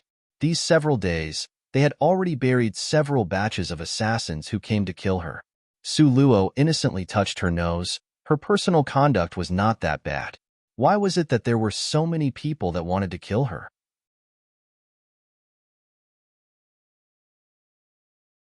Chapter 650, Crafty Plots and Machinations. 1. Very quickly, the person dressed in black returned with news of Apothecary Long. Long Yin, Apothecary Long. one of the few elite apothecaries in Eastern Ling, just so happened to have met Su Luo through fate. It was a pitch-black night, so dark as to not be able to see your fingers in front of you. Su Luo's figure was like a leopard cat as she jumped out from the window and disappeared into the vast darkness of the night. Now, within the capital, it was quiet and noiseless. The night wind blew up the corner of her jacket and made it rustle. Su Luo's footsteps did not stop. On the roofs of the irregularly but charmingly arranged homes, she danced and jumped as she skimmed past. Very quickly, she arrived at tonight's destination. This was a courtyard in the center and the most bustling part of the capital. Apothecary Long had been busy all night in the refining pharmacy. He had just come out of the refining pharmacy and directly walked into his bedroom. Pushing the door open as he entered, he then closed the door to inspect his surroundings. Suddenly, he raised his head to see a slight silhouette on the round chair made of red sandalwood. Apothecary Long's heart was startled. There was actually someone that didn't inform him before directly entering his residence? Such great courage. Who? I order you to stand out. Apothecary Long's voice held fury, with brows tightly wrinkled. Su Luo turned around, her eyes meeting with the startled ones of Apothecary Long. Apothecary Long, long time no see. You seem a lot younger. Su Luo cupped her hands in greeting, smiling happily as she looked at Apothecary Long. When Apothecary Long saw Su Luo, his expression was full of surprise. Miss Su? Why is it you? If it was another person that dared to trespass into Apothecary Long's room, they would already have been dragged out and beaten to death with a stick. But Su Luo actually had this privilege. Su Luo was all smiles as she looked at him, the corner of her lips hooking up slightly. How is it unlikely to be me? Is it because Apothecary Long had done something shameful and doesn't dare to see me? Apothecary Long, having heard what was said, immediately scowled and glared at her. Loathsome girl, what nonsense are you saying? How could this apothecary do something shameful? There wasn't enough time for me to even curry favor with you. Loathsome girl, how could I dare to bully you? Apothecary Long said secretly in his heart. Unexpectedly, Su Luo coldly snorted a few times. That's right, Apothecary Long didn't openly bully me, but you let others bully me. Apothecary Long felt that he was more wrong than Doi One. This matter must be explained clearly. Impossible. Apothecary Long felt that he was faced with supreme injustice. If I heard of who dares to bully you, this old man would have broken his legs already. How could I have helped him to bully you? But the results have already come out. How could Apothecary Long still deny it here? Really makes a person feel deeply hurt. Su Luo looked towards the few distant stars and moon in the sky, then shook her head and feigned a sigh. He dragged over a circular bench and sat down firmly in front of Su Luo. Girl, come, tell me everything so I can understand thoroughly. When did this old man bully you? If you don't explain everything clearly, then don't expect to leave. These words from Su Luo had attracted Apothecary Long's curiosity. He must wash off this stain until he was clean again. Now, even if Su Luo had wanted to leave, Apothecary Long would not have let her leave. Su Luo coldly snorted. Apothecary Long, you must have successfully refined the rebirth of flesh pill, right? Mentioning this, Apothecary Long immediately became as excited as a child. His eyes beamed with light. That's right, refined a few pills and also finished testing it. The results were excellent, ha ha ha. The recipe you gave me is indeed a treasure, ah. Su Luo once again coldly snorted. Then, who did you, Apothecary Long, find to test it on? Apothecary Long thought for quite a while and still couldn't understand. He scratched his head and gloomily said, that pair of siblings was from what family? This, I actually forgot. In any case, these people were not someone I found. It must have been the steward who went to the streets and randomly pulled a few people back, right? Why? There is a problem? Why? There is no why.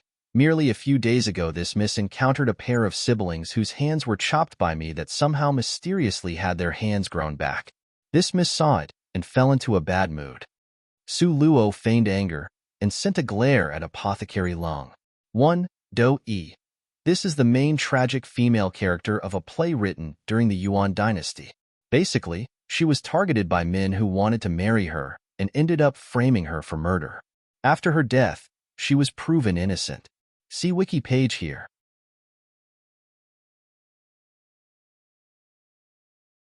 Chapter 651, Crafty Plots and Machinations, 2. Apothecary Lung's old face immediately turned red, his face betraying an embarrassed expression. This piece of primeval pill recipe was originally bestowed as a gift from Sue Girl to him. Now that he had refined the rebirth of Flesh Pill, he had used it to cure her enemy. Wasn't this a slap to Su Luo's face? As for mentioning this matter, it really was him not being conscientious. Apothecary Long gave a dry cough. Cough, cough, you. This girl's luck is pretty bad, moreover. Your enemies seem to be widespread. The steward randomly brought 2 people over, and they turned out to be your enemy. That's right, they already said, Apothecary Long and the Liu family's relationship is very close. You are the behind-the-scenes supporter of the Liu family, and they also mentioned you. They said if I dare to bully them, they will go complain to you. Hey, I'm really scared. Su Luo's tone was very lazy. Nonsense. Apothecary Long suddenly stood up, full of indignation and rage. They were merely random people that my steward found, who knew who they were. They dared to use this old man's good reputation to brag everywhere. Simply hateful. This old man will immediately go cut off their arms. Su Luo gave him a shallow glance. There really is no close relationship? This old man doesn't even know the direction to the Liu residence. How could there be any close relationship? Simply absurd. Apothecary Long slapped the table in extreme anger. They still dared to use this old man's name to bully you. They are tired of living. Su Luo rubbed her chin, giving a contemplating appearance. Apothecary Long was really interested in Su Luo's primeval pill recipes. His only thoughts were to curry favor with Su Luo, coax her to be happy. Thinking about this matter, his heart felt extreme guilt towards Su Luo. He turned around and said, "How about this old man send people to chop off their hands?" There was only this way to remedy the situation. Su Luo dry coughed twice. If it was to go and chop off their hand, this really was something that a person with Apothecary Long's temperament would do. But, since destiny determined that those 2 siblings' hands would be restored, then it was really no good to go again and chop them off. Of course, if they were still unable to discern good from bad, Su Luo could chop off their hands at any time. For the time being, let them take care of those hands. Let them continue growing on their bodies. No need to cut off their hands, only, this matter made this Miss Eat a little loss. Su Luo leaned back into the chair and unhurriedly said. The recliner rocked back and forth, giving off squeaking noises, but Su Luo merely closed her eyes in enjoyment. The Su Luo here was more relaxed and natural than at home. Apothecary Long was able to understand with just this little hint. If there is something, Miss should just say it. If it is something this old man can do, this man will naturally do it at all costs. Apothecary Long would only grant Su Luo whatever she wished. With regards to others, he naturally was arrogantly aloof, with nose high up towards the sky. The corner of Su Luo's mouth was raised in a light, careless smile. She muttered to herself for quite a while before unhurriedly saying, I heard that Su Manor had just sent people to invite Apothecary Long to treat the young master in Su Manor. Su Manor? Which Su Manor? Apothecary Long's face was full of bewilderment. Apothecary Long had spent his entire life immersed in refining drugs. With regards to the mortal worldly matters, he didn't understand. He also wasn't interested in understanding it. So, what Liu Manor, Su Manor, without exception, he did not know.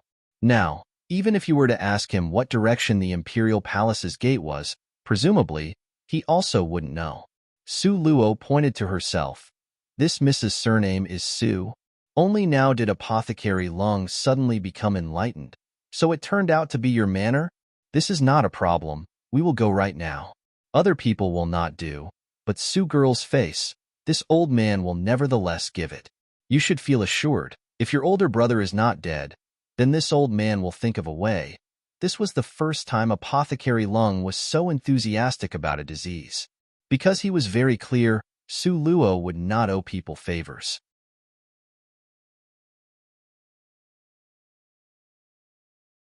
Chapter 652, Crafty Plots and Machinations, 3. As long as he could cure the person in her family, then the rewards would definitely be rich. Unexpectedly, Su Luo crossed her hands behind her back and unhurriedly shook her head. He is beyond cure? Apothecary Long asked. Su Luo pulled Apothecary Long to sit down and said a few sentences into his ear. Apothecary Long speechlessly looked at Su Luo. What? So it is not to invite me to save a person, ah? Su Luo smiled happily as she looked at Apothecary Long. Then, will Apothecary Long still want to go? Go, why not go? Apothecary Long slanted Su Luo a glance. This girl, has a brain full of twists and turns, lots of sly ideas. Apothecary Long merely needs to follow according to the plan. Maybe, after this matter has succeeded, there could be a nice surprise waiting for you. Su Luo mischievously winked her eyes at Apothecary Long. Her plain robe danced in the wind, and her figure had already disappeared into the night. Apothecary Long, having heard what was said, was slightly stumped for words. Su Luo, this girl's thoughts were penetrating. She knew what he liked the most. Perhaps the nice surprise she said was. Apothecary Long, having heard what was said, suddenly felt bursts of ecstasy. With one grab, he pulled open the door and directly shouted out, "Prepare the carriage." The steward heard sounds of movement and hurriedly ran over. This steward was exactly the one that, at the time, because of neglecting Su Luo, he was very fiercely kicked a few times. "Master, it's so late. Where do you want to go?" The steward's face was full of doubt and puzzlement. According to his own knowledge of his master, the master's only interest was in refining pills. For this, he could stay at home for a year and not go out. Apothecary Long recalled Su Luo's words, and immediately, his face darkened. Today, did Su Manor send people over to seek treatment? Su Manor? Master actually knew about Su Manor. This thing? This was really unprecedented and the first time ever. The steward's expression paused slightly, and he hastily took out a business card and handed it over to Apothecary Long. Su Manor indeed sent people over, but at that time, you were in the refining pharmacy. This servant was afraid of disturbing you, so had kept it all along and hadn't had a chance to hand it over for you to look. The steward's forehead started to perspire.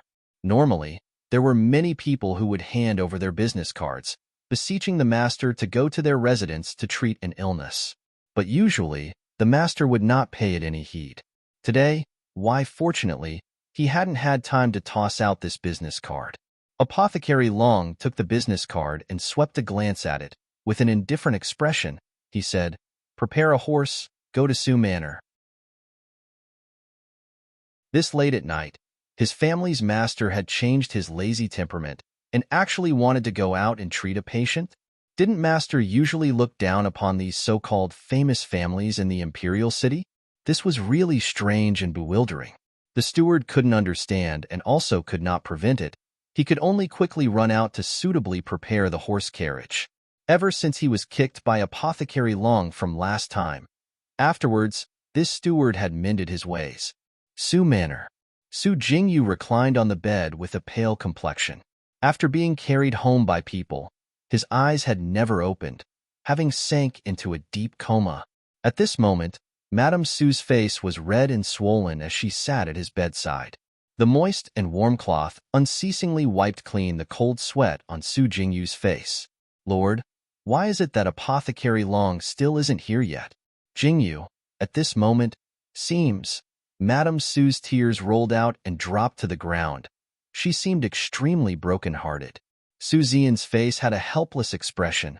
"Madam, it's not like you don't know about Apothecary Long's temperament. He has always gone about his way, not someone we could easily invite over." In the afternoon, he personally went to invite him. With his identity as the general that protected this nation, he was blocked from entering by people, let alone getting any results from sending servants to go. Therefore, Su Zian no longer held any hope. "Lord, your meaning is, Apothecary Long won't be coming?" Madame Su, having heard what was said, opened her eyes wide until they were perfectly round. With one reach, she grabbed Su Zian's sleeves.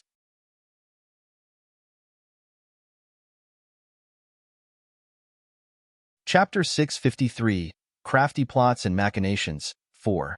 She had placed all her hopes on Apothecary Lung's body. Now, Su Zian was saying that Apothecary Lung wouldn't be coming? Su Zian's complexion was hazy, and he impatiently tossed aside Madame Su's hand. Jingyu is my son. Don't tell me I'm not also worried? Only Apothecary Lung. Apothecary Lung is how respectable of a person. Even if it was the royal family that went to invite him, he may still not go. Today, him disdaining our manor is also not something we can't understand. Su Zian muttered for a moment, then said, She had kneeled in front of Long Manor since the beginning. Apothecary Long might give her face and come. My lord, you also said that Apothecary Long's temper is indeterminable and does his own thing. Will this be fine? Madame Su sank into deep worry. If they were able to save her son, ask her to do anything and she would be willing. All of a sudden, the movements on the bed had attracted over both people. Su Jingyu vomited out a mouthful of blood, then wordlessly fell back down. Jingyu. Madame Su was so worried as to be at her wit's end. Her eyes were filled with tears. She was worried and mad at the same time, and regretfully said, Jingyu, how are you? Are you all right? You must not scare your mother, But, no matter how Madame Su rocked him, Su Jingyu was like a dead person, unmoving. Madame Su immediately panicked, not knowing what to do. Her right now needed to find an outlet, therefore, she shifted her anger onto Su Luo's body. It's all Su Luo, that little slut's, fault. If it was not for her, you would not have endured such bitterness. Inevitably, a day will come. Inevitably, a day. Madame Su clenched her fists tightly, her fingernails dug deeply into her palm. Just mentioning Su Luo, Su Zian's heart became even angrier. He heavily slammed his hand on the table, and the table immediately split into pieces, turning into dust. This loathsome girl. Now, her wings have hardened. Su Zian bit down hard on his teeth, grinding out these words. Today, I asked Su Shi to bring that girl over. No matter how you say it, Jingyu's injuries were related to her. However, not only did she not come, she actually ordered people to scratch Su Shi's face until it was like this, nearly disfiguring her beauty. In her heart, did it even have him, this father? The more Su Zian thought about it, the angrier he became. His face was covered in haze. Madame Su took care of Su Jingyu, at an angle that Su Zian could not see. A very fierce, malicious and pungent expression crossed her eyes. Su Jingyu once again spit out a mouthful of blood. Madame Su hurriedly used her handkerchief to wipe off the blood from the corner of his mouth. My lord, will it be okay if we continue like this? Jingyu is unable to endure for much longer. Madame Su used the handkerchief to wipe the tears at the corner of her eyes. Sorrowfully and distressed, she cried out, This won't do. I will immediately go into the palace to ask His Majesty for an imperial decree. Don't tell me Apothecary Long is still able not to listen to His Majesty's imperial edict? Su Zian also became anxious. Even though Su Jingyu didn't make much of himself, he was, after all, Su Zian's only son. If something were to happen to him, then this would be a huge blow to Su Manor. Su Zian anxiously rushed out. His footsteps were like the wind with astonishing speed. Madame Su could not pull him to a stop and could only watch helplessly as Su Zian left. Seeing Su Zian's back as he left, a complicated light flashed through her eyes. She wanted to yell but could not open her mouth. It couldn't be better said that Su Zian's luck was extremely good. He had just arrived at the gate and saw a luxurious, refined horse carriage stop in front of Su Manor. He opened his eyes to look on that carriage. Hung a huge, long word. A burst of ecstasy immediately sprung up in Su Zian's heart. The carriage's curtain lifted up, revealing Apothecary Long's mysterious, rosy, clear and bright face that was also very glossy. Apothecary Long was famous. Naturally, Su Zian had seen him before.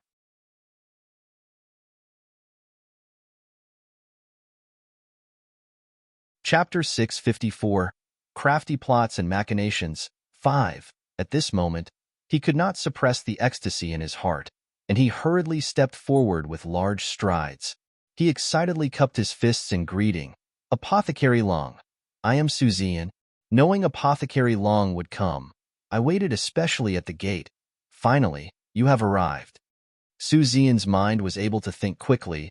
He changed that he was about to go out for an imperial decree, and instead said he had waited a long time at the gate. He used this to show his respect for Apothecary Long. Apothecary Long coldly snorted and did not make a move to respond. If it was not for Su Luo, that girl, who asked him to come, he would never come in the middle of the night to treat a patient, even if the emperor had sent an imperial edict. Merely waiting at the doorway, what worth was there in showing off like this? Apothecary Long only nodded indifferently towards him. Where is the patient? Su Zian constrained the excitement in his heart, hurriedly leading the way. This way, please. The ground along the way is slippery. Apothecary Long, please walk slowly. Okay. Apothecary Long nodded, neither warm nor cold. However, no matter how indifferent Apothecary Long's complexion was, Su Zian wouldn't have minded.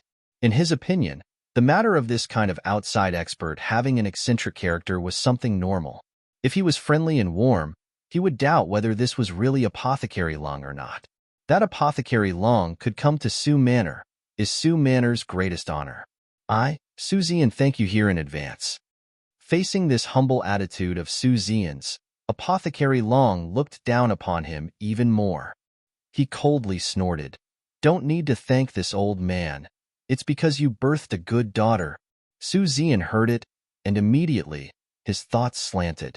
Apothecary Long was referring to Su Luo as Su Zian's good daughter, but Su Zian completely did not think like this.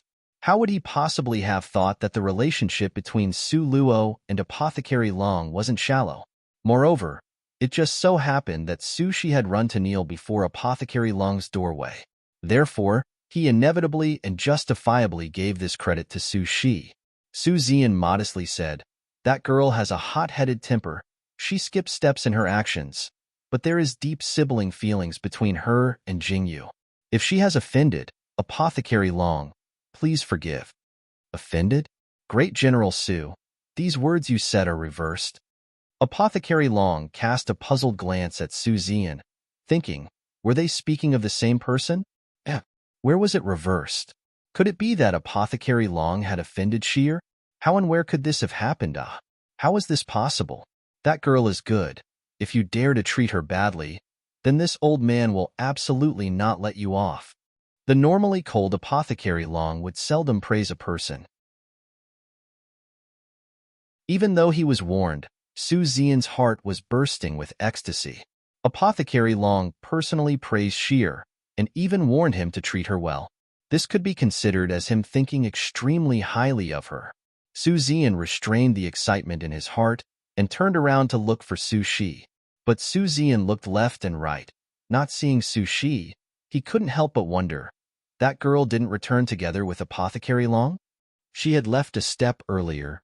The her Apothecary Long meant was Su Luo. So that's how it is. Su Zian gave a hollow laugh, then no longer spoke, but his heart was extremely moved. Before, Apothecary Long had cured the chopped-off hands of the two siblings from the Liu family. The Liu family proclaimed everywhere that they had a good relationship with Apothecary Long. When Su Zian heard this, he felt all kind of jealousy and envy. But now, his, Su Zian's, daughter also was not lacking. Listening to Apothecary Long's tone, he appreciated Sheer very much. It may be assumed that through Sheer, they were bound to be able to develop a long-term relationship with Apothecary Long. With Apothecary Long as a backer, then Su Manor's position would raise to another level. They had already arrived in front of Su Jingyu's courtyard. Su Zian rushed in with quick steps, excitedly yelling towards Madame Su. Madam, quickly come out to greet the guest. Apothecary Long has come. Su Madam's hands, that were holding a silk handkerchief, trembled slightly.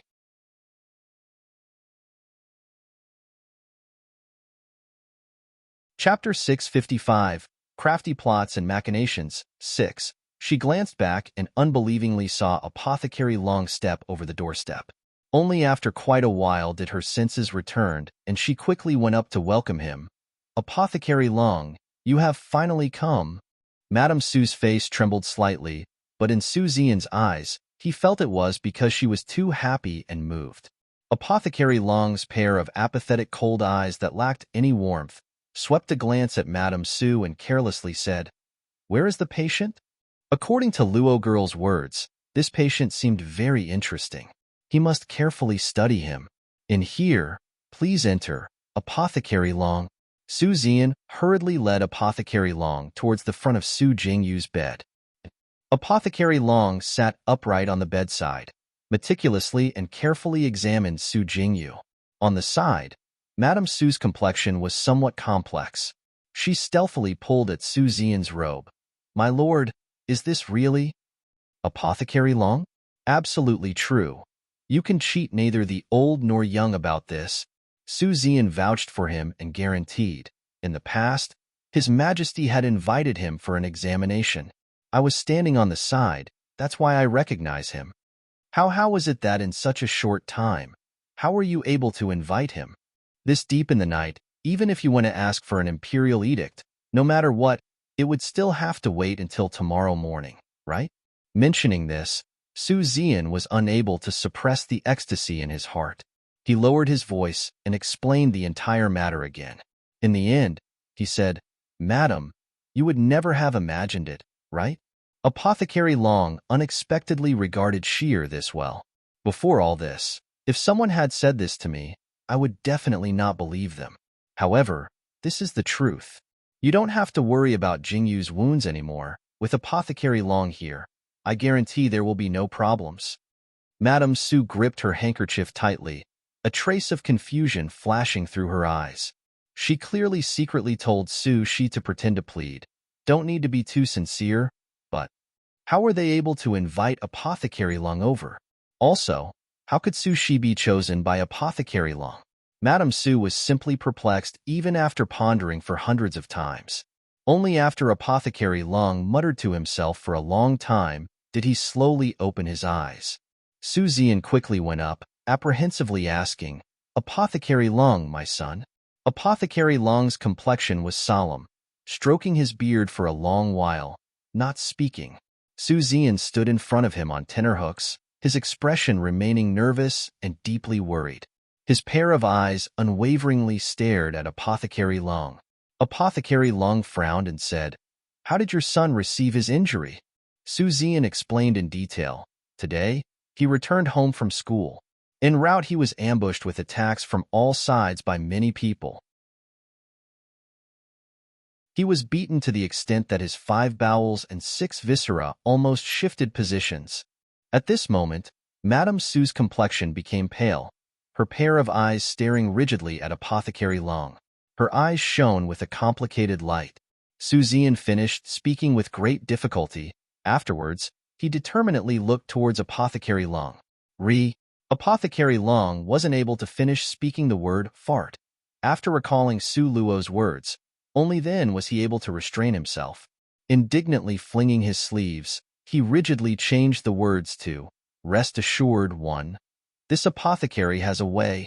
Since he had a way, why did Apothecary Long look so furious, as if he was made a fool of? Su Zian was extremely puzzled. Only now did the hands that Madame Su used to grip the handkerchief tightly, then quietly loosen. The cold sweat on her forehead slowly slid down. Apothecary Long, not batting an eyelid, swept Madame Su a glance. Madame Su suddenly felt her back become cold and her entire body become stiff. When she carefully looked again, Apothecary Long's gaze had already swept by. His complexion was icily arrogant like an ice crystal. One could not see anything fishy from his expression. Madame Su's heart was nervous, so her eyes didn't dare to look all around. She could only hang her head and remained silent. Apothecary Long used acupuncture to push out the clotted blood inside Su Jingyu's body. Afterwards, he took out 3 pills of one kind of medicine and handed them over to Su Zian. "1 piece every day, remember. You must personally feed it to him." 1. The Chinese by itself means release. Together with the word, we get the Chinese curse of releasing fart, or to say it nicely, what nonsense. Is the Chinese for rest your heart or feel reassured? Since the 2 phrases started with the same Chinese word, Apothecary Long was able to get away with switching a curse phrase for a reassurance phrase.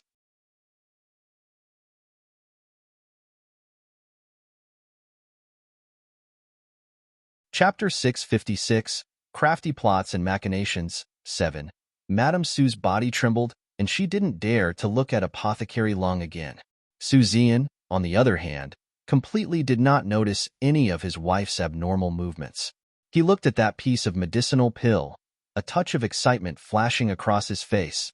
This is advanced-level medicinal pill. You may not recognize it. Apothecary Long carelessly flung the medicinal pill into Su Zian's hands, then turned around to leave. Su Zian solicitously caught up. It's already deep into the night and the illumination is bad. It would be better for Apothecary Long to stay at Su Manor and wait until tomorrow.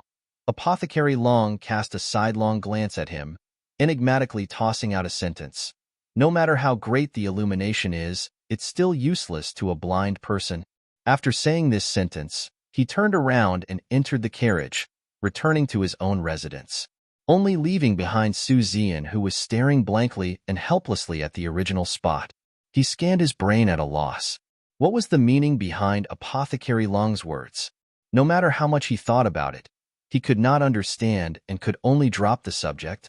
Returning to the courtyard, after he had Su Jingyu eat the medicinal pill left by Apothecary Long. As expected, his complexion had returned to a rosy glow, unlike the lifelessness from before.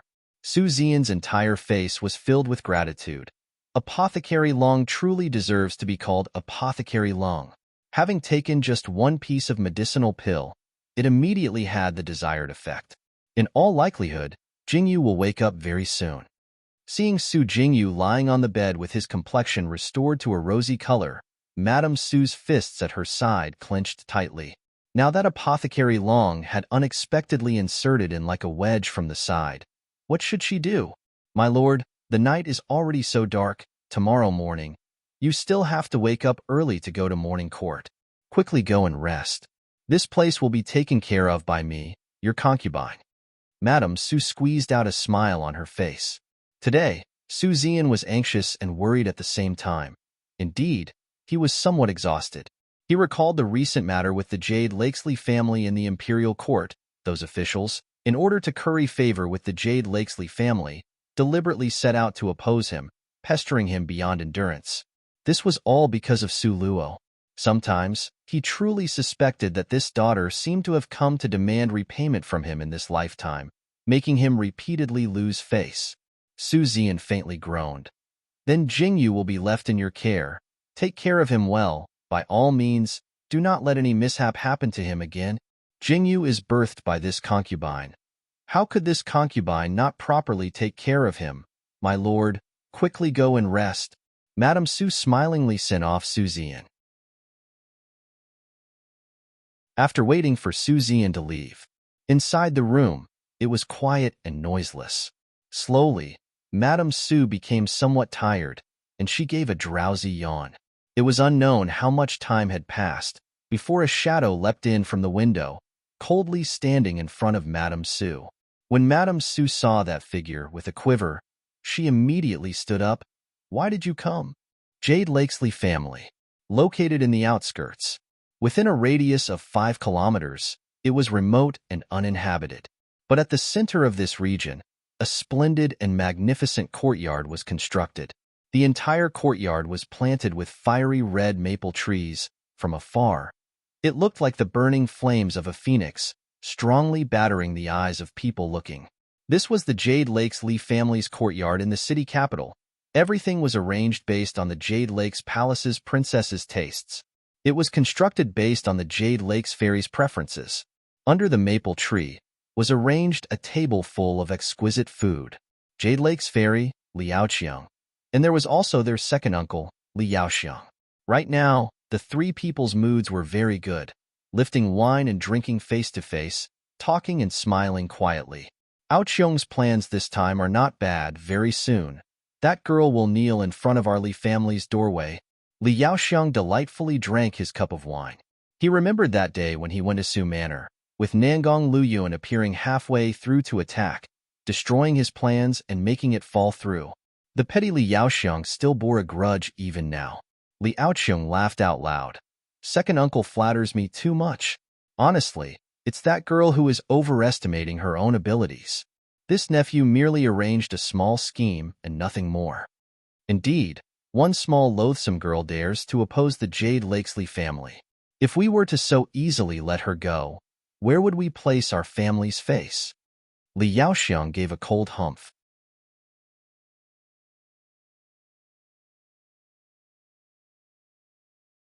Chapter 657, Crafty Plots and Machinations, 8. Li Yaoxiang nodded and said, "She dares to bully my younger sister. This point absolutely cannot be forgiven. Humph, wait until she kneels before the Li family's door." Li Yaoxiang's eyes shone with a trace of malicious light. "It's easy to come, but want to leave, you won't be able to." Li Yaoyao toasted with a smile on her face. "Then, Yaoyao will give thanks to second uncle and big brother's defense in advance. Yaoyao will empty her glass first to show respect." Finished speaking, Li Yaoyao drained the wine in her cup in one gulp. "Good," Li Yaoxiang praised. "Worthy of being called Li family's good daughter. Come, fill it again." Just when the three people from Li family were celebrating, suddenly, a black figure silently appeared beside them. Reporting back to Master, Apothecary Long went to Su Manor. One short sentence made all three people freeze immediately. How is it possible that Apothecary Long would go to Su Manor? Hasn't he always ignored these mundane matters? Li Yaoyao's hand heavily placed the wine cup down, her long, shapely eyebrows knitting tightly. Li Yaoxiang also frowned. What's going on with this Long Yin? How could Su Manor's request possibly get him to move? Li Yaoxiang coldly snorted. What happened afterwards? The person dressed in black, with lowered head and eyes, and a steady voice, said, "After Apothecary Long arrived, it didn't take him long to cure the eldest son of the Su family." Bang! The wine cup in the Jade Lakes fairy's hand ruthlessly smashed to the ground, the wine cup immediately breaking into pieces of fine powder. Waste? A bunch of wastes. What is Long Yin doing? Li Yaoxiang hurriedly patted her shoulder to appease her. "Yaoyao, don't be angry. Don't get angry. Older brother will not let you suffer any grievances." Li Yaoyao's complexion was covered in hazy displeasure. Very quickly, a cold light flashed in her eyes. "Humph, believe you can solve this match just like that by inviting Long Yin? Su Luo, you think too lowly of me. Li Yaoyao, this time you have to kneel in front of me. You have to." "Has Yaoyao already figured out a way?" Li Yaoxiang asked. This niece was usually smart, but whenever it touched upon Nangong Luyun, her brain seemed to be somewhat lacking. "Yes, we can use a gigantic 8-legged scorpion poison." The corner of Li Yaoyao's mouth hooked into a sinister smirk. "Gigantic 8-legged scorpion poison. Only celestial spirit water can resolve it. And as everyone knows, we, the Jade Lakesley family, never lacks celestial spirit water. Isn't Long Yin very capable? Just let him personally declare this result to Su Zian. I want to see, at this critical juncture, whether Su Zian will choose his son or his daughter." Li Yaoyao's entire face was twisted with malevolence. In the dimness of the night, her eyes flashed with a weird radiance. She wanted to let Su Luo personally see her father sacrifice her. Then, afterwards, she will have to kneel before her and beg. Whenever she thought of this, Li Yaoyao's heart would feel happy. Li Yaoxiang's expression was tranquil. "This method is very good, but Yaoyao, Long Yin will be your senior brother from the same teacher. You must not offend him excessively." The corner of Yaoyao's mouth raised in a treacherous smile. "Second uncle, do you think Grandmaster Rong Yun, after having me as a disciple, would still care about Long Yin?" Li Yaoxiang already endorsed Li Yaoyao. "Second uncle, you must not have groundless fear. According to this younger sister's aptitude, Grandmaster Rong Yun will only think highly of her." Li Yaoxiang also thought it was so, but still said a sentence of caution. "Yaoyao, the most important thing right now is to have Grandmaster Rong Yun accept you as his disciple. As long as you have entered his door, Nangong Luyun is bound to treat you favorably." These years, in order to be under Grandmaster Rong Yun's name, it could be said that Li Yaoyao had put in a lot of effort. Not only Li Yaoyao, it should be said that the entire Jade Lakesley family's manpower, financial and physical resources were involved. There were all kinds of extravagant gifts used to trouble people for favors. Yes, You guys should feel assured. I already have 90% grasp of Grandmaster Rong Yin. The corner of Li Yaoyao's mouth raised in a fully confident smile.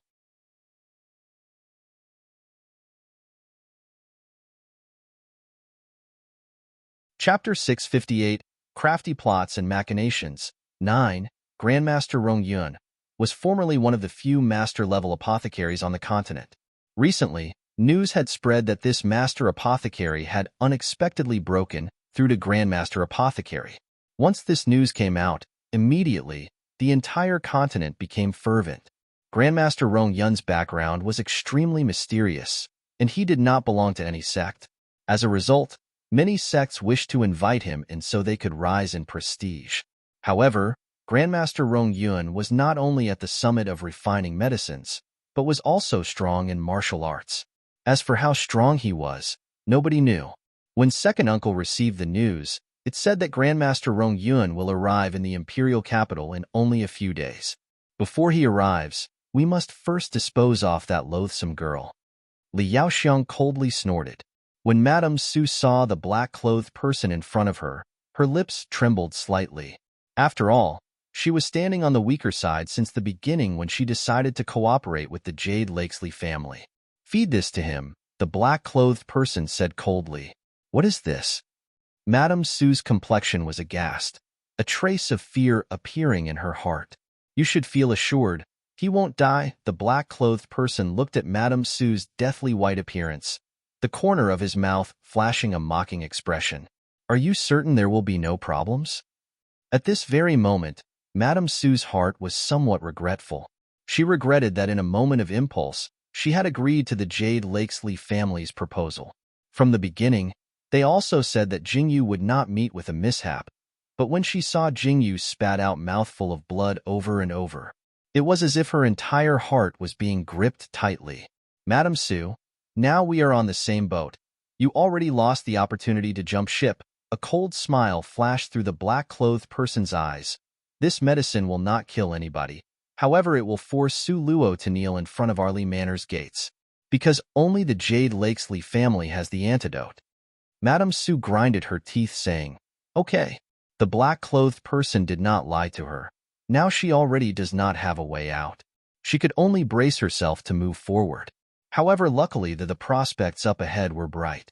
As long as she could eliminate Su Luo, that loathsome girl, then Su Manor would return to its former tranquil days.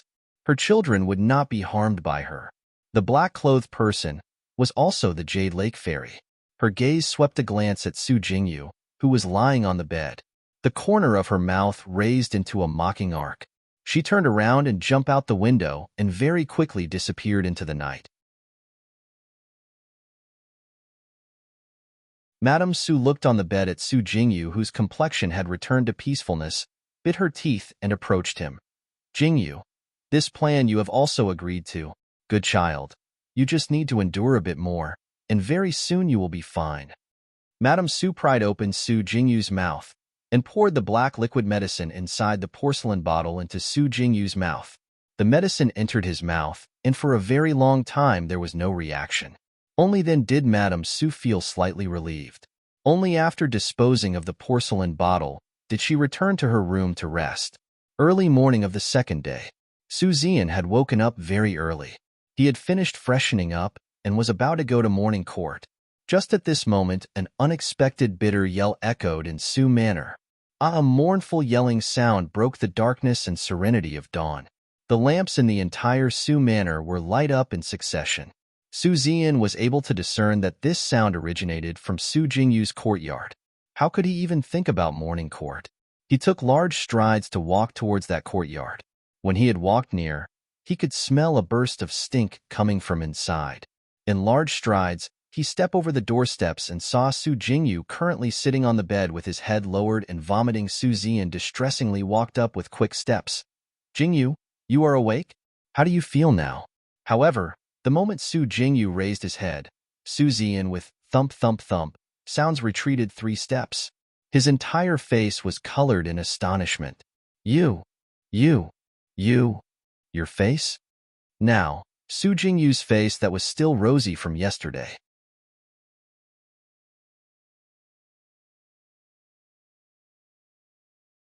Chapter 659, Crafty Plots and Machinations, 10. However now, it was pitch black, darker than the first night of Lunar New Year's, like the bottom of a pot. The stuff that he vomited out, scattered and emitted a horrible stench. It was unbearable and made people dizzy. Su Jingyu glanced blankly at Su Zian. Afterwards, his eyelids flipped over, and once again, he lost consciousness. Su Zian's heart was extremely surprised. Someone come, quickly go invite Apothecary Long. Hurry. Master, Apothecary Long. He is not easy to invite. The steward that hurriedly rushed over hesitated and said, Blockhead, you might not be able to invite him over, but there is someone who can. Quickly call Su Shi, quickly. Ask Su Shi to go and invite him. Su Zian still remembered. Apothecary Long regarded Su Shi very favorably. If she were to go and invite him, then he would certainly come. Su Shi was pulled up by the wet nurse from inside her blankets. She bewilderedly opened her eyes, very puzzled. Wet nurse, are you saying that Apothecary Long sees me favorably? The wet nurse, in glowing spirits, said, That's right. This is exactly what the master said. He said that if Fifth Miss was to invite him, then he would definitely come. Come, Miss, get dressed. Su Shi still felt that this was inconceivable. But, I don't even know who is Apothecary Long. How can I invite him? This was the honest truth. However, nobody would believe it. The wet nurse smilingly said, Is the Fifth Miss still muddled from sleep? It has already spread throughout the entire manor.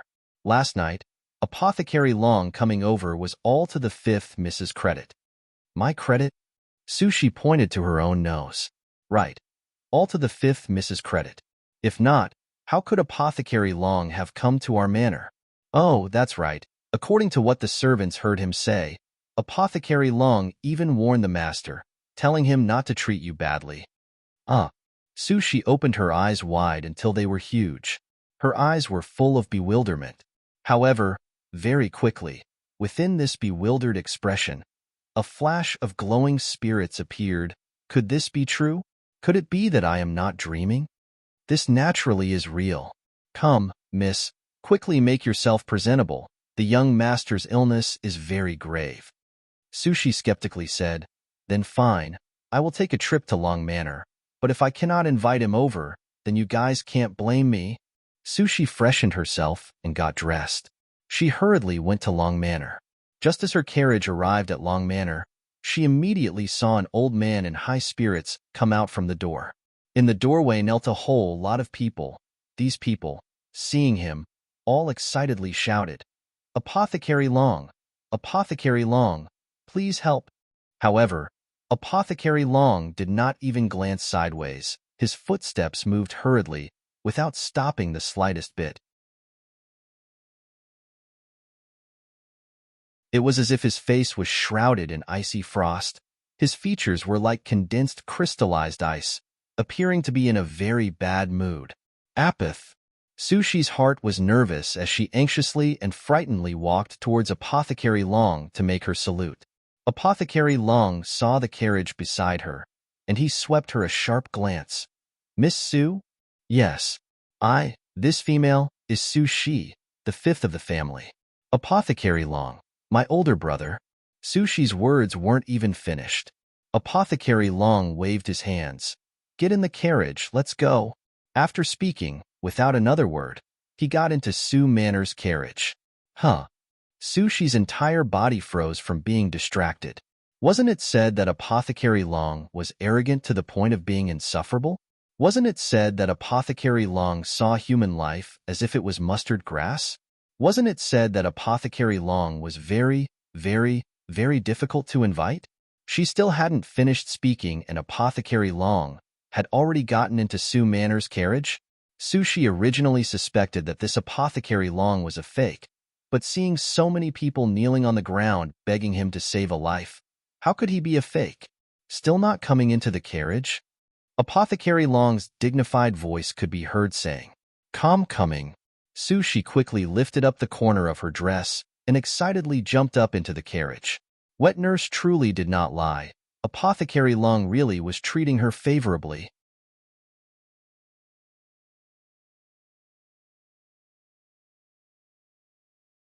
Chapter 660, High-Grade Celestial Spirit Water, 1. Su Shi was able to invite Apothecary Long to come to the residence. Su Zian saw that Su Shi truly had been able to invite Apothecary Long to come. He gave her a praising look. This daughter was more useful. Su Luo, compared to Su Shi, was just a lump of dung. Afterwards, he excitedly hurried over to welcome him. Great master, you should quickly come and see. Something is wrong with Su Jingyu. Apothecary Long's expression became slightly stern. He frowned and said, "That is impossible." Apothecary Long was still very confident about his methods to treat illnesses. How could it possibly have worsened? Apothecary Long, in an ice-cold manner, pushed Su Zian away. With a cold expression, he sat in front of the bed and began to take his pulse. Apothecary Long maintained his icy expression. Nobody was able to make out anything from observing his face. After examining for a long time, his complexion became somewhat unexpected, as if in deep thought. How can this be? Within this, in the end, it is impossible for this to worsen. Apothecary Long, this, in the end. What happened? Su Zian saw Apothecary Long's displeased expression. He didn't dare press him too much, otherwise, he might toss his sleeves and just leave. Apothecary Long stroked his beard and very concisely said, "Your son has been poisoned." Poisoned? How could he be poisoned? Why didn't you discover it yesterday? Su Zian anxiously asked. Apothecary Long snorted twice, flung his sleeves in anger, and said, "Are you doubting this apothecary's ability?" "No, no, no, Apothecary Long, you misunderstand. I meant to say." Su Zian was so anxious that his brows were beaded with sweat. Facing the continent's renowned Apothecary Long, Su Zian could only feel his heart go weak.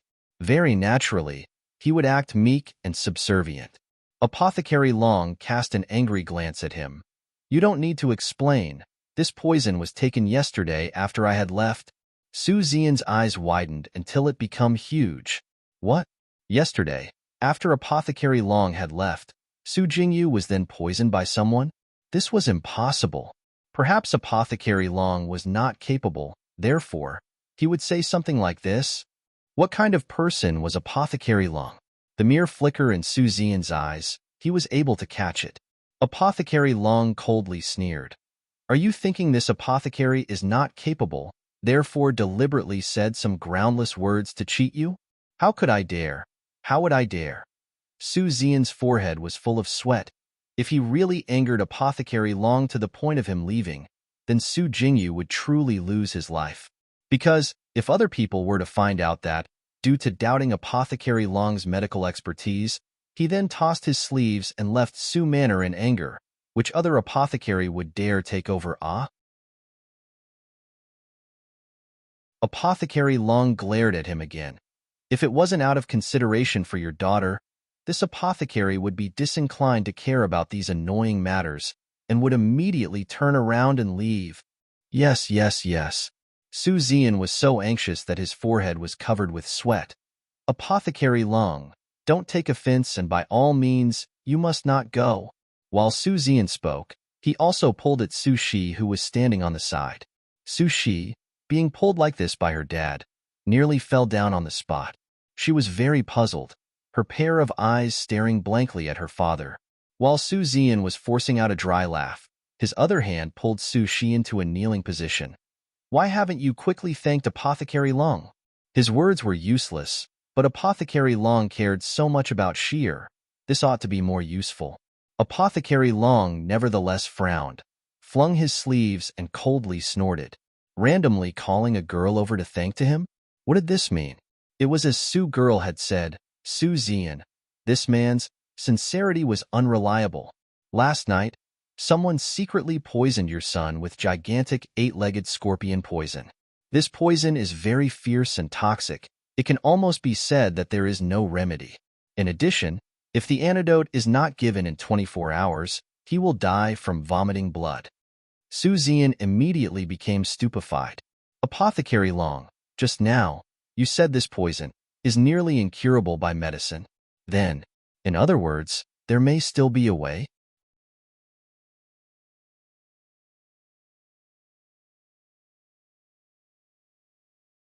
Chapter 661. High-Grade Celestial Spirit Water. 2. Su Zian impatiently asked. Apothecary Lung nodded his head slightly. It's gigantic, eight-legged scorpion poison. The only antidote for this is celestial spirit water. Unfortunately, celestial spirit water is very rarely seen in this world. It is sought, but rarely discovered. Celestial spirit water? Su Zian nearly jumped up. Their Su Manor has celestial spirit water. More accurate to say, they had it before. However, what made his heart ache was that the celestial spirit water inside the manor was stolen. Great Master, where can celestial spirit water be found? No matter the price, we must cure Jingyu. I only have this one son. Su Zian was extremely anxious. Apothecary Lung thought for a bit. Finally, he still sighed and said, speaking of celestial spirit water, then the Jade Lakesley family has it. Jade Lakesley family? Su Zian slowly said this word by word. Yes, the Jade Lakesley family has a block of stalactite every day. It produces a drop of celestial spirit water. It takes 3 years to fill up a bottle. In order to save your son, we need at least an entire bottle of celestial spirit water. Su Zian irritably walked back and forth inside the room. Jingyu's injury was originally from an evil scheme by the Jade Lakesley family. The purpose was to draw Su Luo to go apologize and beg for forgiveness. However, Su Manor unexpectedly was able to invite Apothecary Long to come and was able to cure Jingyu. However, in less than one night's time, Jingyu was poisoned again. This poison was clearly done by the Jade Lakesley family. The purpose was to force Su Luo to go apologize and beg for forgiveness. Su Zian was not an idiot. On the contrary, he was very shrewd. Otherwise, he wouldn't have been able to climb to the position of the great general that protect the nation at his age. Apothecary Long, aside from this, is there really no other place where we can find celestial spirit water? Su Zian asked, full of expectation. Of course there is. Apothecary Long snorted darkly. My master, Grandmaster Rong Yun, has collected a lot of celestial spirit water. However, his honorable elder is like a divine dragon. You can see the head, but not the tail. Even I cannot find him. Hearing what was said, Su Zian's complexion was full of disappointment. But very quickly, a brilliant light flashed through his eyes. Since it's like this, then we can only let her go. Since this disaster was caused by Su Luo, then she ought to assume all the responsibility. Su Zian raised his hands. People come, bring Su Luo here. Zishi accepted the order and left. However, with his strength, he was not able to bring Su Luo over. Rather, he had to use the polite word invite. Su Luo had long ago become aware of the twists and turns of the current situation. But she could not avoid this matter, therefore, she also brought Lu Luo and came over. Seeing Su Zian, Su Luo pretended to be at a loss. Don't know for what matter did father call this daughter over? Su Zian's face was gloomy and cold, his pair of eyes fiercely glaring at Su Luo. A strong aura was sent to suppress Su Luo.